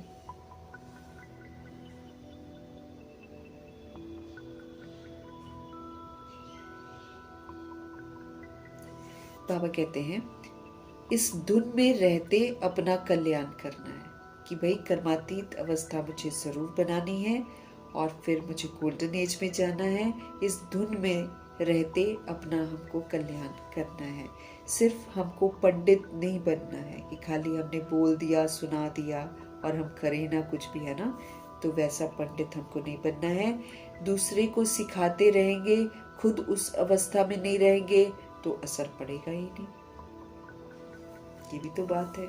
हम खुद आत्माभिमानी होंगे नहीं, हम किसी को कैसे आत्माभिमानी बना पाएंगे? नहीं बना पाएंगे। दूसरे को सिखाते रहेंगे और खुद उस अवस्था में नहीं रहेंगे तो बाबा कहते असर ही नहीं पड़ेगा। अपना भी पुरुषार्थ हमको करना है। बाप भी बताते हैं कि हम भी याद करने की कोशिश करता हूँ। ब्रह्मा जी बोल रहे हैं कभी माया का तूफान ऐसा आता है जो बुद्धि का योग तोड़ देते हैं। बहुत बच्चे चाट भेज देते हैं। वंडर खाता हूँ कि ये तो हमसे भी तीखे जाते हैं। शायद वेग आता है तो चाट लिखने में लग जाते हैं, परंतु ऐसी अगर तीखी दौड़ी पहने तो नंबर 1 में चले जाएं। अब कई लोग लिख कर देते होंगे बाबा को कि हम तो बहुत याद करते हैं, हम तो वो करते हैं। तो फिर बाबा कहते हैं अगर ऐसा हो, अगर तीखी दौड़ी पहने तो फिर तो नंबर 1 में चले जाए। नंबर 1 में तो कोई नहीं जाता, परंतु नहीं, वो सिर्फ चार्ट लिखने तक ही है, चार्ट में लिख देते हैं सब कुछ, सच में नहीं करते वैसा। ऐसे नहीं लिखते हैं कि बाबा इतनों को आप समान बनाया, मतलब जैसे हम परमात्मा से जुड़े हैं वैसे हम दूसरी सोल्स को भी परमात्मा से जोड़ दें, इसको कहते हैं आप समान बनाना। बाकी ये नहीं कि हम किसी चीज में पुरुषार्थ में जैसे वैसे अपना बनाते, नहीं नहीं, भगवान के साथ। बाकी तो बाप समान बनाना है, लेकिन आप समान बनाना मतलब हम मुरली पढ़ते हैं तो दूसरे भी मुरली पढ़े, ऐसे भगवान के पास हम पढ़ने जाते हैं तो दूसरी भी आत्माएं जाए, ये वाला हम कर सकते हैं। बाबा कहते ऐसे नहीं लिखते हैं कि बाबा इतनों को आप समान बनाया, और वो भी लिखें बाबा हमको इसने ये रास्ता बताया। हम भी कहें कि बाबा हमने इतनों को आप समान बनाया, और फिर जिसको हमने बनाया ना वो भी बाबा को लिखे कि हमने इनको रास्ता बताया। ऐसा समाचार नहीं आता है बाबा के पास, तो बाबा फिर क्या समझेंगे कि सिर्फ चार्ट भेजने से काम नहीं चलता, आप समान भी बनाना है। रूप और बसंत हमको दोनों बनना है। रूप मीन्स सोल कॉन्शियस का स्वरूप बन जाना, और बसंत मतलब सेवा करना। तो हमको रूप बसंत बनना है, नहीं तो बाप समान नहीं ठहरे। रूप भी बसंत भी हमको एक्यूरेट बनना है, इसमें ही तो मेहनत है। ये जो देह का अभिमान है ना, ये मार डालता है, ये भगवान का बनने नहीं देता देह अभिमान। रावण ने हमको देह अभिमानी बना दिया है, रावण ने हमको देह अभिमानी बना दिया है। अभी तुम देह अभिमानी बनते हो नहीं, अभी तुम देही अभिमानी बनते हो। फिर 2500 वर्ष की राजधानी के बाद फिर से माया रावण हमको देह अभिमानी बना देती है, छोड़ती नहीं है ना। बाबा कहते अभी मैं तुमको बनाता हूँ, फिर तुम बनते हो देही अभिमानी, आत्म अभिमानी, और फिर आधा कल्प 2500 वर्ष की राजधानी के बाद फिर से माया रावण आपको फिर से देह अभिमान में ले आती है। देही अभिमानी तो बहुत मीठा बन जाते हैं, जब हम आत्म अभिमानी बनते हैं तब हम मीठे बनते हैं। देह अभिमान हमको कड़वा बनाता है। जैसे सीजन की मुरली में बाबा ने बोला, बाप दादा चाहते हैं कि इस वर्ष तुम कड़वाइस मत यूज करो, कड़वापन खत्म कर दो। देह भान हमको कड़वा बनाता है, देह अभिमान एकदम कड़वाहट ले आता है हमारे अंदर। लेकिन जब हम आत्म अभिमानी बनेंगे तो प्रभु जी यकीन दिलाते हैं कि फिर हम मीठे बन जाएंगे। संपूर्ण तो अभी कोई भी बना नहीं है, इसलिए बाबा हमेशा कहते हैं कि किसी के भी दिल को रंज मत करना, किसी को भी दुख मत देना, सबको बाप का परिचय दो, है ना। सबको बोलो भगवान को याद करो, भगवान को याद करो, ठीक हो जाएगा, ठीक हो जाएगा, ऐसे बोलना है। इसके विपरीत दुख नहीं देना है, किसी की दुखती रग को ना वो नहीं करना है।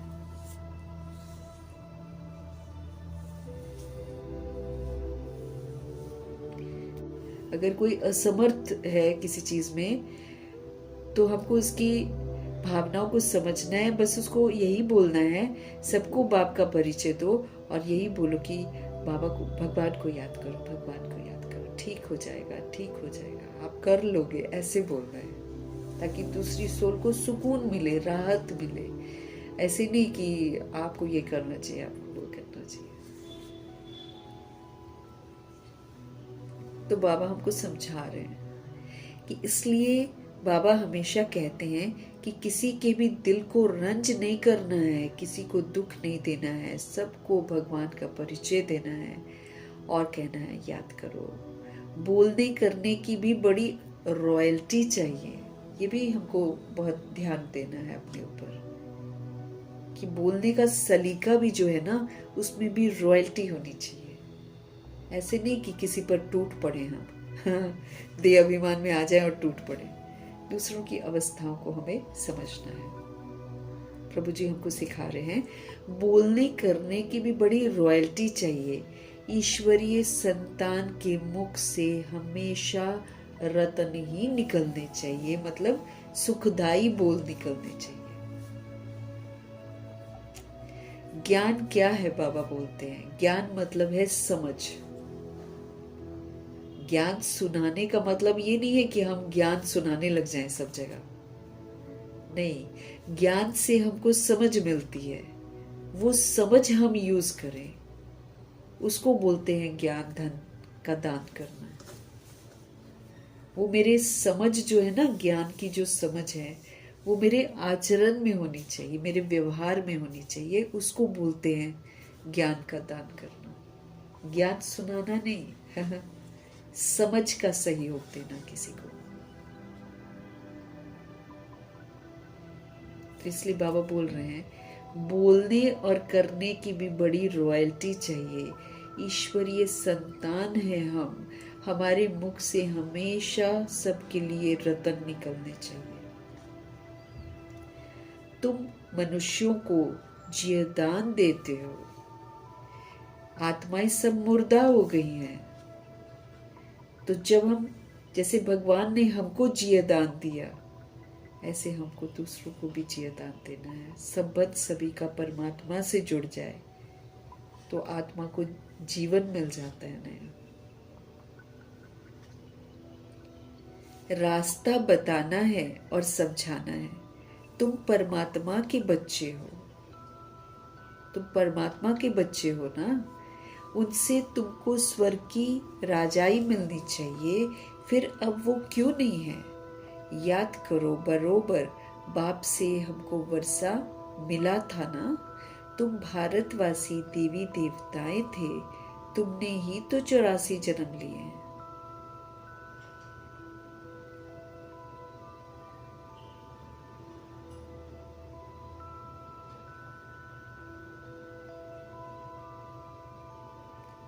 बाबा कह रहे हैं याद करो, बरोबर बाप से वर्षा मिला था ना। तुम भारतवासी देवी देवताएं थे, तुमने ही 84 जन्म लिए हैं। तुम समझो कि हम ही तो लक्ष्मी नारायण के कुल के थे। अपने को कम क्यों समझते हो? क्योंकि कम समझते हैं ना तो फिर समर्थ नहीं बन पाते। अब जैसे ब्रह्मा जी को बोला कि आप नारायण हो, कृष्ण हो, उन्होंने समझ लिया, उन्होंने स्वीकार कर लिया और यही स्मृति से उन्होंने पाठ बजाया। तो बाबा भी हमको बोल रहे हैं कि तुम अपने को कम क्यों समझते हो?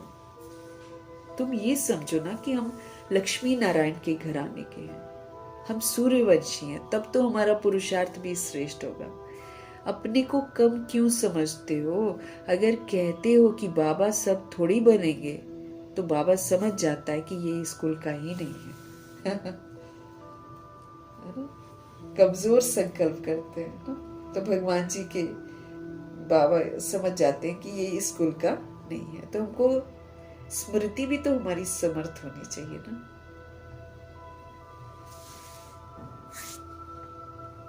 अभी से ही थिरकने लग पड़ा है, बाबा कहते हैं ये तो अभी से क्या कह रहा है, सब थोड़ी बनेंगे। तो बाबा कहते ये तो उसने कमजोर समझ लिया अपने आप को, अभी से ही थिरकने लग पड़ा है। तुमने 84 जन्म लिए हैं, बाप ने 21 जन्म की प्रारब्ध जमा कराई, वो खाया, फिर न समाप्त होना शुरू हो गया ना। वो बाबा क्या बोल रहे हैं, तुमने 84 जन्म लिए हैं, बाप ने 21 जन्मों की प्रारब्ध जमा कराई, वो खाया, फिर ना होना शुरू हो गई। जैसे बाबा ने टीचिंग दी है ना, सब कुछ सारा समझाया कि भाई तुमने 84 जन्म लिए, फिर तुमने 21 जन्मों की प्रारब्ध बनाई, सब कुछ बाबा ने कराया, समझा दिया। और फिर अगर सोल बोले कि सब थोड़ी बनेंगे, तो फिर बाबा कहते तुमने ना कर दी ना, तो फिर ना होनी शुरू हो जाती है। कट चढ़ते चढ़ते बाबा कहते क्या होता है कि 21 जन्म की प्रारब्ध को जमा कराया, फिर उसको हमने खा लिया, और खाने के बाद जब पूरा हो गया तो फिर कट चढ़नी शुरू हो गई हमारे ऊपर। कट चढ़ते चढ़ते तमो प्रधान कौड़ी मिसल हम बन गए। भारत ही 100% सॉल्वेंट था, इन्हों को ये वर्षा कहाँ से मिला, इन्हों को ये वर्षा किसने दिया, एक्टर्स ही बता सकेंगे ना। मनुष्य ही तो एक्टर है, उनको ये पता होना चाहिए ना कि इन लक्ष्मी नारायण को बादशाही मिली कहाँ से। कितनी अच्छी अच्छी पॉइंट्स हैं जिससे हम दूसरों की बुद्धि पर दस्तक दे सकते हैं। जरूर आगे जन्म में ही ये राज्य भाग्य इन्होंने पाया होगा। बाप ही तो पतित पावन है। बाप कहते हैं कि मैं तुमको कर्म सिखाता हूँ, जब तुम वो कर्म करते हो तो वो अकर्म हो जाता है, लेकिन जब तुम वो कर्म नहीं करते हो, अपनी मनमत पर चलते हो, रावण की मत पर चलते हो, तो विक्रम बन जाते हैं। ऐसे ही पूरा ड्रामा चलता है ना। संगम युग में बाबा कर्म सिखाते हैं, आत्मा कर्म सीखती है, अकर्म के संस्कार बनाती है। 2500 वर्ष की राजधानी में अकर्म के संस्कार लेकर जाती है। फिर उसके बाद द्वापर युग शुरू होता है, तो फिर हम अपने को देख के भान में आ जाते हैं, तो फिर हमारे से विक्रम शुरू हो जाते हैं।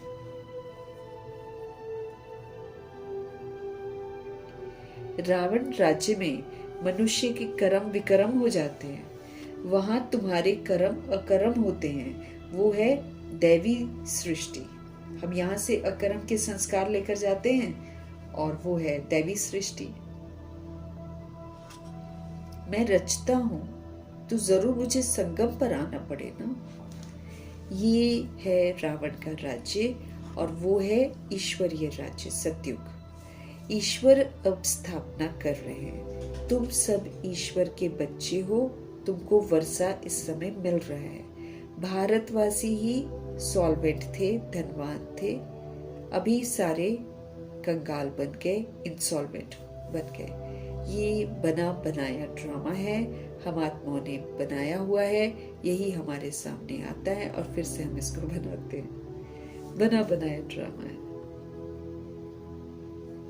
इसमें फर्क नहीं पड़ता है, इसमें फर्क नहीं हो सकता है। सबका झाड़ अपना अपना है, वैरायटी झाड़ है ना। देवता धर्म वाले ही फिर देवता धर्म में आएंगे। क्रिश्चियन धर्म वाले अपने धर्म में खुश हैं, औरों को भी अपने धर्म में खींच लिया है। भारतवासी अपने धर्म को भूलने के कारण वो धर्म अच्छा समझकर चले जाते हैं। विलायत में नौकरी के लिए कितना जाते हैं, क्योंकि वहाँ कमाई बहुत है। ड्रामा बड़ा वंडरफुल बना हुआ है। तुमको बाबा क्या बोल रहे हैं, क्योंकि वहाँ कमाई बहुत है और ड्रामा बड़ा वंडरफुल बना हुआ है। इसको समझने की हमको कैसी बुद्धि चाहिए, अच्छी बुद्धि चाहिए। विचार सागर मंथन करने से सब कुछ समझ में आ जाता है। जब हम बाबा की बातों पर विचार करें, गहराई में जाएं, समझे कि बाबा ऐसा क्यों बोल रहे हैं, तो सब समझ में आना शुरू हो जाता है। तो विचार सागर मंथन करने से सब कुछ समझ में आ जाता है। ये बना बनाया अनादि ड्रामा है, ये इटर्नल है, चलता रहता है। ये 5000 वर्ष के बाद फिर से ये शुरू होता है।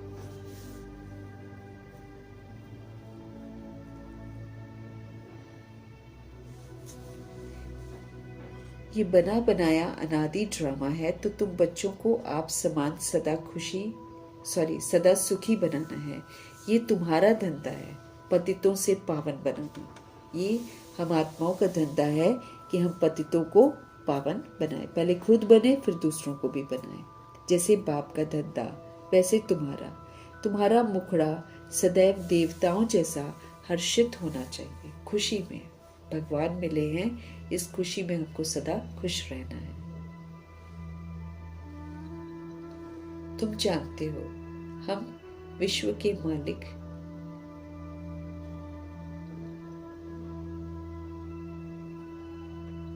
बाबा कहते हैं तुम्हारा मुखड़ा सदैव देवताओं जैसा हर्षित होना चाहिए खुशी में। तुम जानते हो हम विश्व के मालिक बनते हैं। तुम हो लवली चिल्ड्रन। क्रोध पर बड़ी खबरदारी रखनी है। हम सभी क्या हैं, क्या याद रखेंगे, हम सब लवली चिल्ड्रन हैं। हम शिव बाबा के बच्चे हैं, इसलिए हमारे में क्रोध नहीं होना चाहिए। क्रोध पर बड़ी हमको खबरदारी रखनी है, नहीं तो फेल हो जाएंगे। बाप आए हैं बच्चों को सुख का वर्षा देने, स्वर्ग का रास्ता सबको बताने।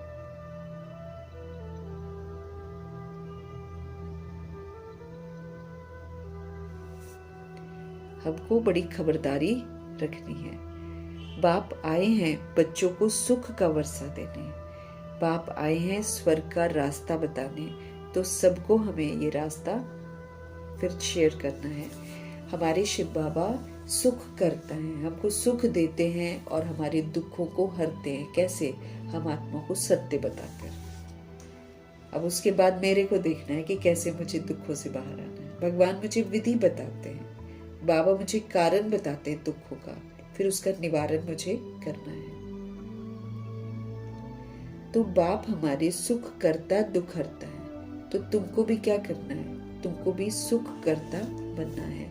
किसी को भी तुमको दुख नहीं देना है, सबको सुख देना है। दुख देंगे तो तुम्हारी सजा 100 गुना बढ़ जाएगी। देख लो है ना। इसीलिए भगवान जी पता है हम लोग को क्या बोलते हैं? मुख का मौन मन का मौन, इसीलिए बोलते हैं। इसीलिए अंदर भी कुछ ना चले हमारे। कई बार मुख का मौन रखते हैं ना तो मन में चलता है बहुत कुछ, लेकिन यहाँ तो भगवान जी हमको सिखाते हैं कि मन भी मौन रहे तो मुख भी मौन रहे, तब जाकर हम आत्माओं को दुख देने से बच जाएंगे। नहीं तो हमको नहीं पता ना किसको कौन सी बात लग जाती है ये भी तो बात है। दुनिया में जो सोल्स हैं, किसको हम क्या बोलते हैं, दे अभिमान में बोलते हैं तो फिर हम दुख ही देते हैं। तो हमको दुख किसी को नहीं देना है। भगवान जी स्पष्ट कर रहे हैं किसको दुख नहीं देना है। अगर हम दुख देंगे तो हमारा पनिशमेंट 100 फोल्ड बढ़ जाएगा।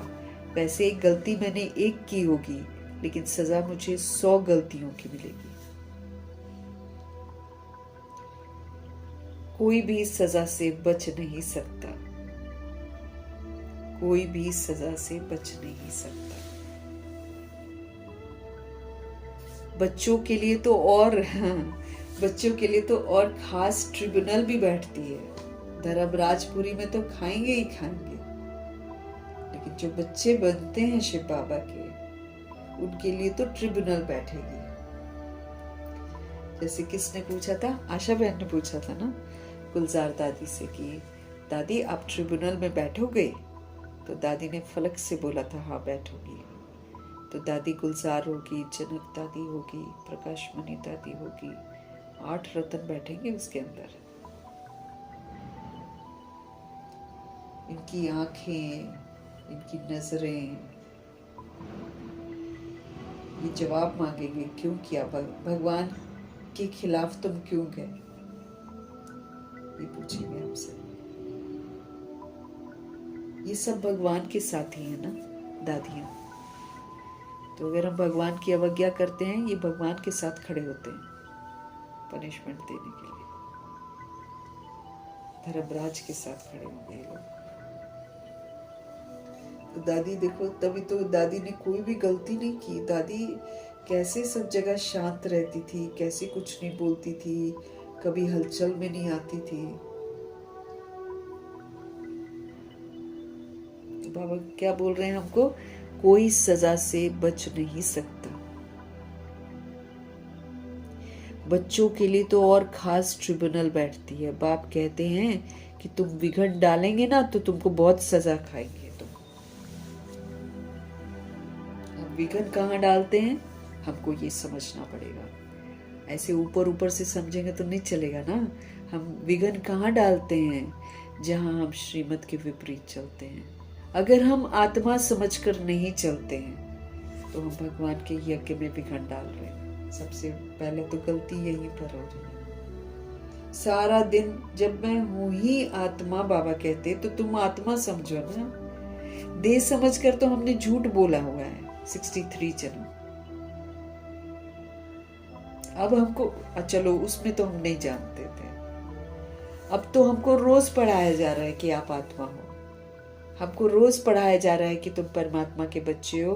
हमको रोज पढ़ाया जा रहा है कि तुम ऊपर से नीचे आए हो।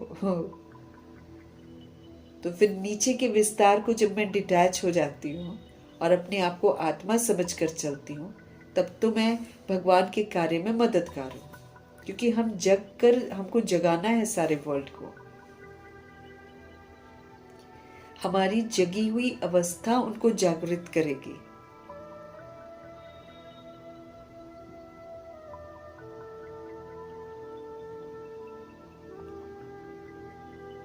हमें जग कर जगाना है।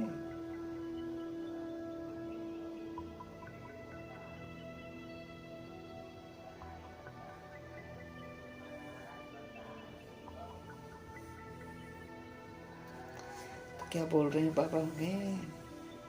बच्चों के लिए तो खास ट्रिब्यूनल बैठती है। बाप कहते हैं कि तुम विघन डालेंगे ना तो बहुत सजा खाएंगे। जैसे हमने क्रोध कर दिया, आवेश में आकर बोल दिया, ऊंची आवाज में बोल दिया, है ना। जैसे दादी बोलती है, जैसे मम्मा भी बोलती है, गुलजार दादी भी बोलती है, हल्के होकर चलो, धरती हमारी साथी है, इस पर बोझिल होकर नहीं चल। जैसे मैं टेंशन में चलूं अगर सड़क पर, है ना, तो मैं धरती पर बोझ दे रही हूं। एकदम लाइट होकर चलना है धरती पर बाबा की यादों में, तो धरती को सुकून मिलेगा। भारी तो सारी दुनिया हो रखी है, हम भी भारी होंगे तो फिर हमको तो सजा मिलेगी। वो तो दुनिया तो जानती नहीं है, हम तो जानते हैं ना। बाबा क्या बोल रहे हैं हमको? बाबा कह रहे हैं अगर आप विघन डालेंगे तो बहुत सजा खाएंगे। कल्प कल्पांतर तुम साक्षात्कार करेंगे कि फलाने ये बनेंगे। आगे जब देखते थे तो बाबा मना करते थे कि मत सुनाओ, क्योंकि बहुत लोग दिल शिकस्त हो जाते थे। दादियां वगैरह ये तो देख लेती थी, दादियों को सब दिखाई देता। और गुलजार दादी तो बहुत पावरफुल, ऐਵੇਂ थोड़ी रथ बनी है। सब दादी को पता होता था कौन क्या कर रहे हैं।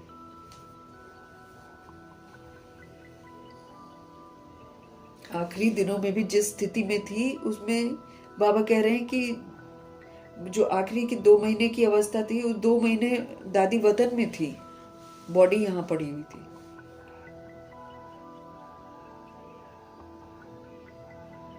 उसमें ऊपर बैठकर हिसाब सेटल कर रहे हैं। बाबा ने अपने पास रखा हुआ था।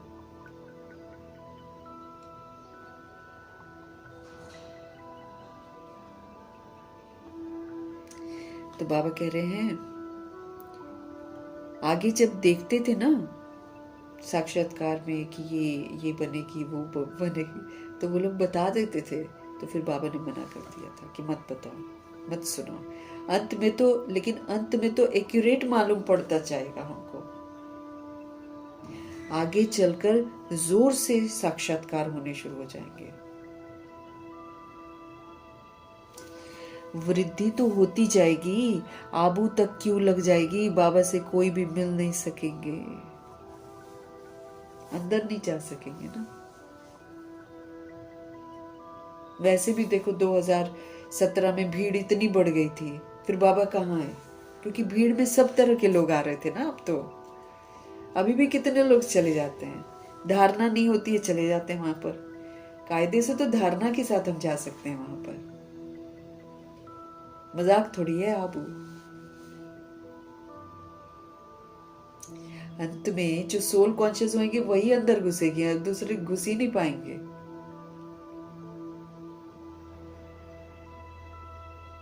इसलिए वो भूमि पर ऐसे ही जा नहीं सकते हम। धारणा है पूरी तो जाओ, नहीं तो हम गड़बड़ करके आते हैं। देह अभिमान खत्म होना चाहिए ना। देह अभिमान के साथ जा रहे हैं तो फिर हम बोझिल करके आते हैं धरती को, हिसाब बन जाते हैं हमारे। तो इसलिए जब भीड़ बहुत बढ़ गई थी 2017 में, बाहर खड़े थे हम लोग, अंदर जगह नहीं थी। डायमंड हॉल में, diamond hall full, conference hall full, park full, बाहर स्क्रीन लगी वो फुल, सब जगह फुल। खड़े होकर मिलन मनाया था हमने बाबा से। और जब बाबा ने समाप्ति बोला था,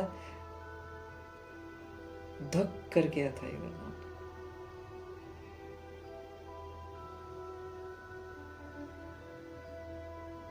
कि इतनी जल्दी खत्म।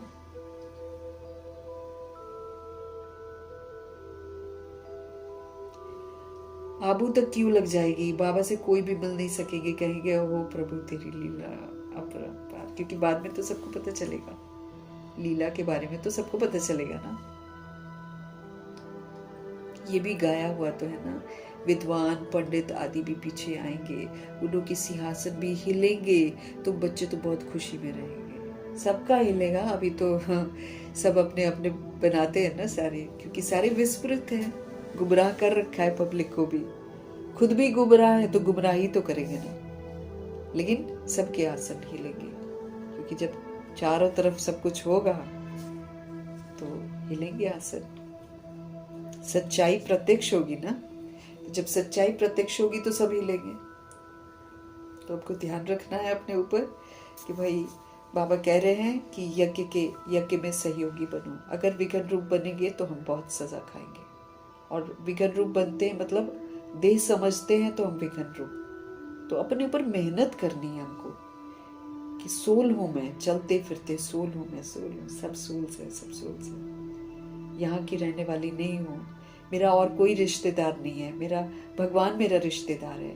आई नीड टू रियलाइज इट, क्योंकि ये ट्रुथ है ना, ये मरकर हम रियलाइज करते हैं। 63 जन्म हम जब शरीर छोड़ते थे तब हमको पता चलता था। अब जीते जी समझ कर रियलाइज करके होश में रहना है और सबको होश में लाना है। सबसे बड़ी सेवा करनी ये है। हम होश में रहेंगे तो लाएंगे, नहीं तो बाबा बोल रहे ना, खाली बोल रहे हो और खुद नहीं कर रहे हो तो दूसरे को टच ही नहीं होगा ना।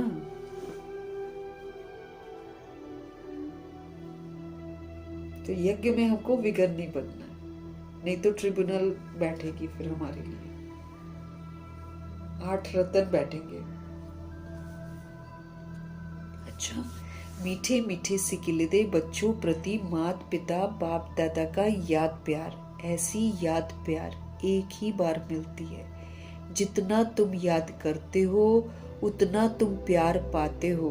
विक्रम विनाश होते हैं और धारणा भी फिर हो जाती है। याद करने के फायदे देखो, जितना हम अपने भगवान को, मीठे बाबा को याद करेंगे उतना हम प्यार पाएंगे, विक्रम हमारे विनाश होते जाएंगे, धारणा हमको होती जाएगी। बच्चों को खुशी का पारा चढ़ा रहना चाहिए, जो भी आए उनको रास्ता बताओ। बेहद का वर्षा बेहद के बाप से पाना है, कम बात है क्या? ऐसा पुरुषार्थ भी तो फिर हमको करना चाहिए ना। चलते फिरते आत्मा हो, आत्मा हो, आत्मा हो, वो सोल कॉन्शियसनेस वाली स्थिति मेरी रहनी चाहिए। देह अभिमान नहीं होना चाहिए हमारे अंदर। देह अभिमान हुआ तो फिर तो कोई फायदा नहीं ना। तो इसलिए आबू की भूमि में भी जब जाएंगे तो हम बहुत ध्यान रखेंगे इस बात का कि सोल्स हम है ना, एज ए सोल पार्ट बजाएंगे वहां पर जाकर। पेपर तो हमारे वहां भी होते हैं, क्योंकि 16,108 करोड़ आत्माओं में से आत्माओं की मुलाकातें होती हैं वहां पर। अच्छा, मीठे मीठे सिकिलदे रूहानी बच्चों प्रति रूहानी बाप दादा का याद प्यार और गुड मॉर्निंग। रूहानी बाप की रूहानी बच्चों को नमस्ते।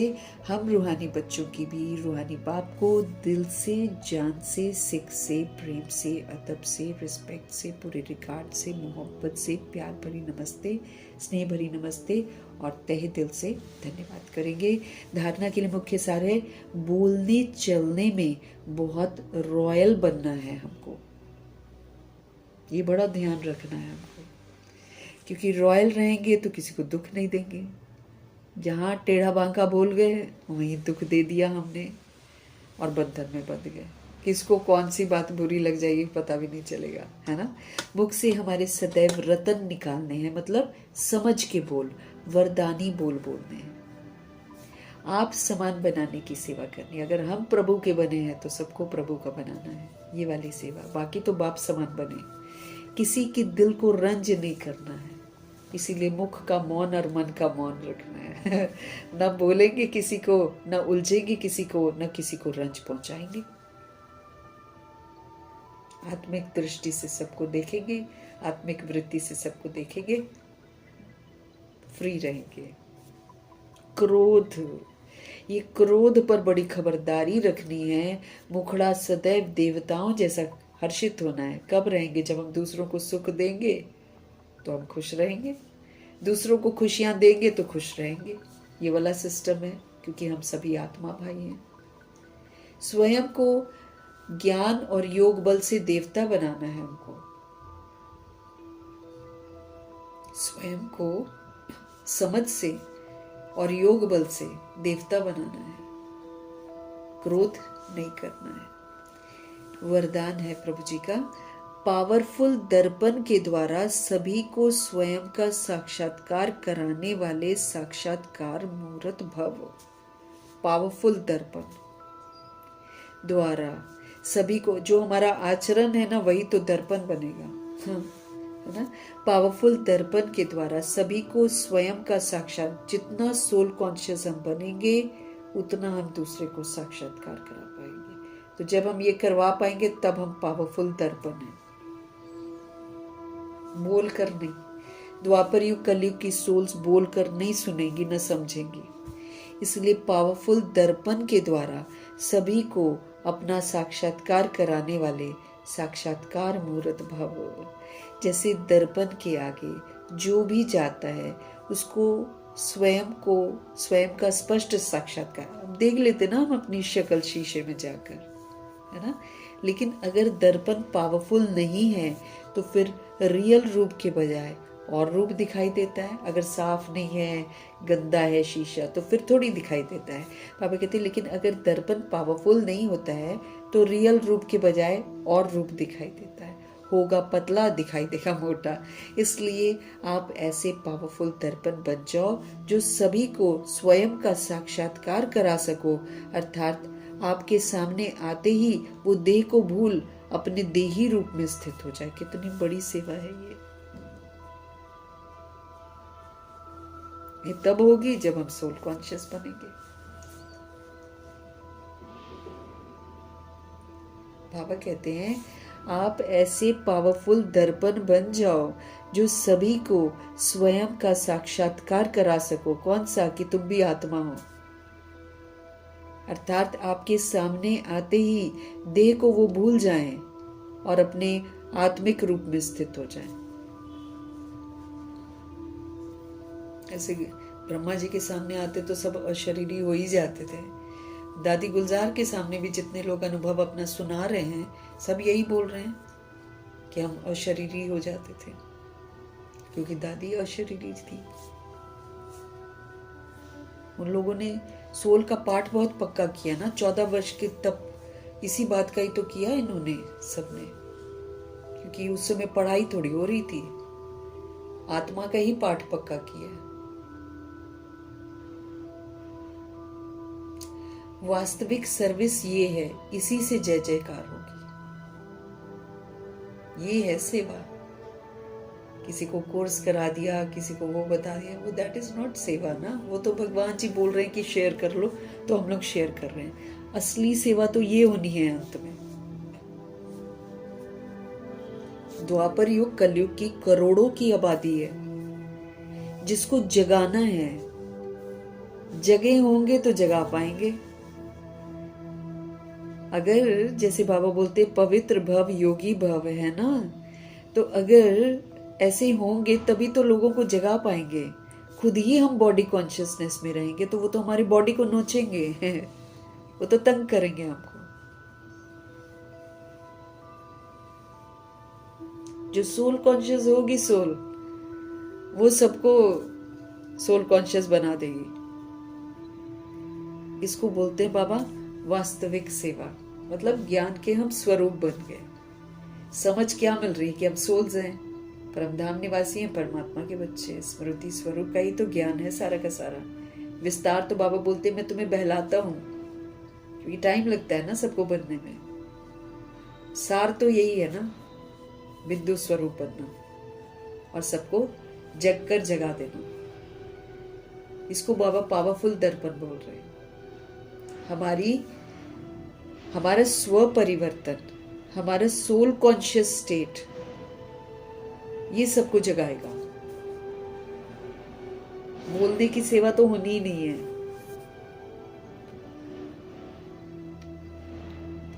देही रूप में स्थित हो जाए, कोई हमारे सामने आए, अपनी देह को भूल जाए और देही रूप में स्थित हो जाए। वास्तविक सेवा तो यही है, इसी से जय जयकार होगी।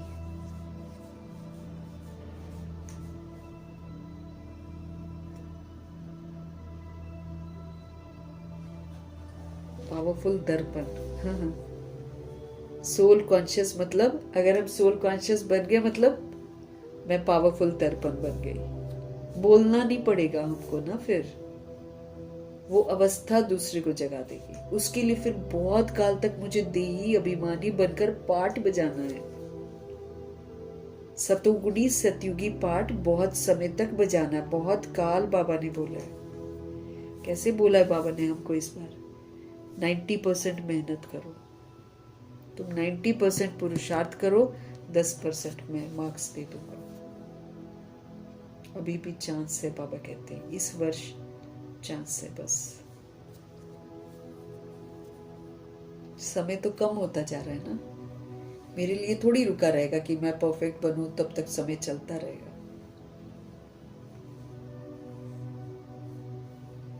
तो याद रखेंगे, पावरफुल दर्पण बनना है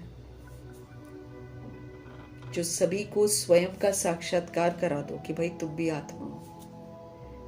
आपके सामने आते ही वो अपने देह को भूल जाए और आत्मिक रूप में स्थित हो जाए।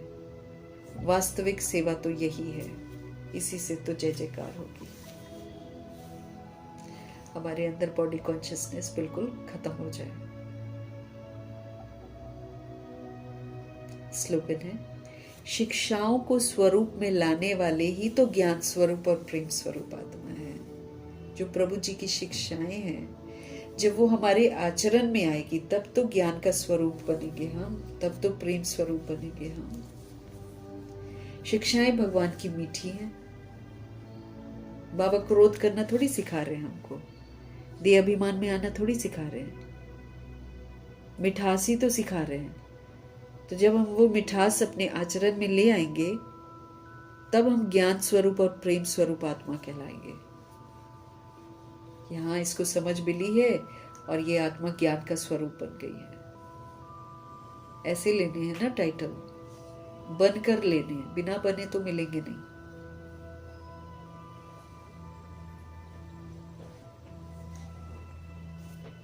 अव्यक्त इशारे हमको मिल रहे हैं। निश्चय के फाउंडेशन को मजबूत कर सदा निर्भय और निश्चिंत रहो। निश्चय के फाउंडेशन को मजबूत कर सदा निर्भय और निश्चिंत रहो।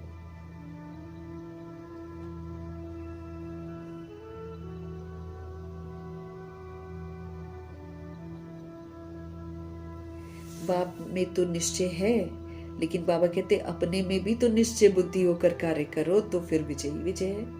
कि कल पहले भी मैं विजयी बनी थी, अभी भी बन रही हूँ, आगे भी बनूं। जैसे अभी बाबा ने बोला, कमजोर संकल्प करते हो कि सब थोड़ी बनेंगे, ये तो कमजोर संकल्प हो गया।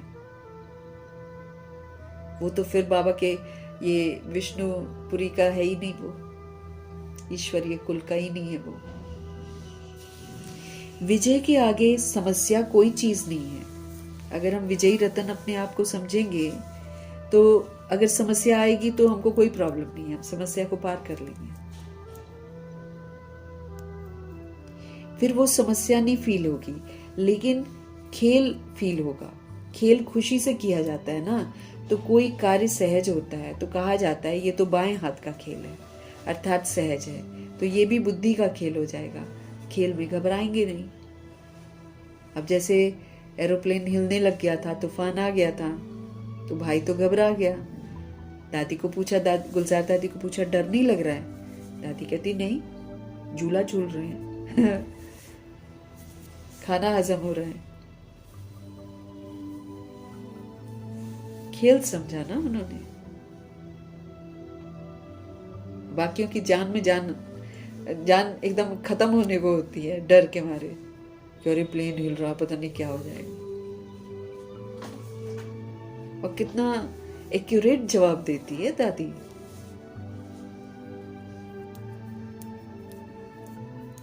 मतलब भगवान में निश्चय, अपने आप में निश्चय अटूट था दादियों का। कल पहले वाली कैसे बोलती है, मैं ट्रिब्यूनल में बैठूंगी, अपने ऊपर विश्वास। बाप समान बनेगी तब तो बैठेगी, बाप समान बन गई, वो तो फरिश्ता बन गई। भगवान के साथ बैठने का हक मिलना कितनी बड़ी बात है। संगम युग में सबको अवसर देते हैं भगवान, लेकिन वही है कि इसके लिए हमको तन मन धन सब समर्पण करना पड़ता है। कलयुग की चाहनाओं को खत्म करना पड़ता है। कलयुग की चाहना वाले तो फिर कलयुग के पीछे ही रह जाते हैं। ये जो अद्भुत प्राप्तियां ये नहीं कर पाते हैं। इसलिए बाबा हमको बोलते हैं कि मेरे बनो, मेरे साथ रहो, तो मैं साथ ले जाऊंगा। जब तुम मेरे बनोगे ही नहीं, मेरे साथ रहोगे ही नहीं, श्रीमत पर चलोगे ही नहीं, यज्ञ में विघन रूप बनोगे, तो फिर थोड़ी साथ लेकर जाऊंगा। फिर कहाँ फंस जाएंगे हम? धर्मराजपुरी में और ट्रिब्यूनल के आगे।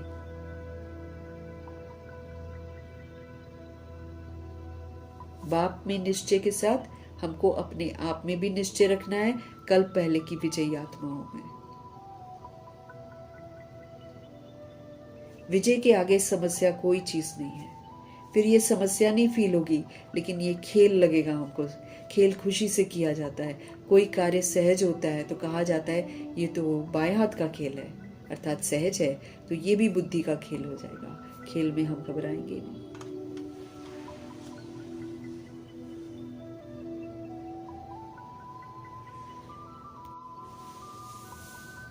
तो हर चीज को निश्चय बुद्धि होकर चलना। अपने में निश्चय, बाबा में तो निश्चय पूरा होना चाहिए ताकि इधर उधर ना दिमाग जाए, और ड्रामा में पूरा निश्चय कि ड्रामा में न्याय ही न्याय है, कल्याणकारी है ड्रामा, इसमें कुछ भी अन्याय नहीं होगा। अटूट विश्वास। तो अपने पर गंभीरता से ध्यान देंगे। बाबा कह रहे हैं वास्तविक सेवा है कि तुम्हारे सामने कोई आए और अपनी देह को भूल जाए और उसको ये समझ में आ जाए कि हम आत्मा है। ये है वास्तविक सेवा जो ब्रह्मा जी ने की, मम्मा ने की और फिर दादियों ने की। मीठे परमात्मा जी का धन्यवाद करेंगे, उनकी समझाने के लिए, हम आत्माओं को पढ़ाने के लिए बहुत धन्यवाद करेंगे उनका। ब्रह्मा माँ का धन्यवाद, जगदम्बा माँ का धन्यवाद, कुलसार दादी जी का धन्यवाद, अष्टरत्नों का धन्यवाद, नवग्रहों का धन्यवाद, एडवांस पार्टी की सारी सोल्स का धन्यवाद, बची हुई आत्माएं जितनी भी हैं सबका धन्यवाद, 5 तत्वों का धन्यवाद, ड्रामा का धन्यवाद, प्रकृति का धन्यवाद, माया का धन्यवाद, यमदूत का धन्यवाद, करोड़ों की आबादी का धन्यवाद, साधनों का धन्यवाद, साधन बनाने वालों का धन्यवाद, साथ में रहने वाली सोल्स का धन्यवाद, सहयोगी आत्मा का धन्यवाद, अविनाशी खजानों का धन्यवाद, समय का धन्यवाद।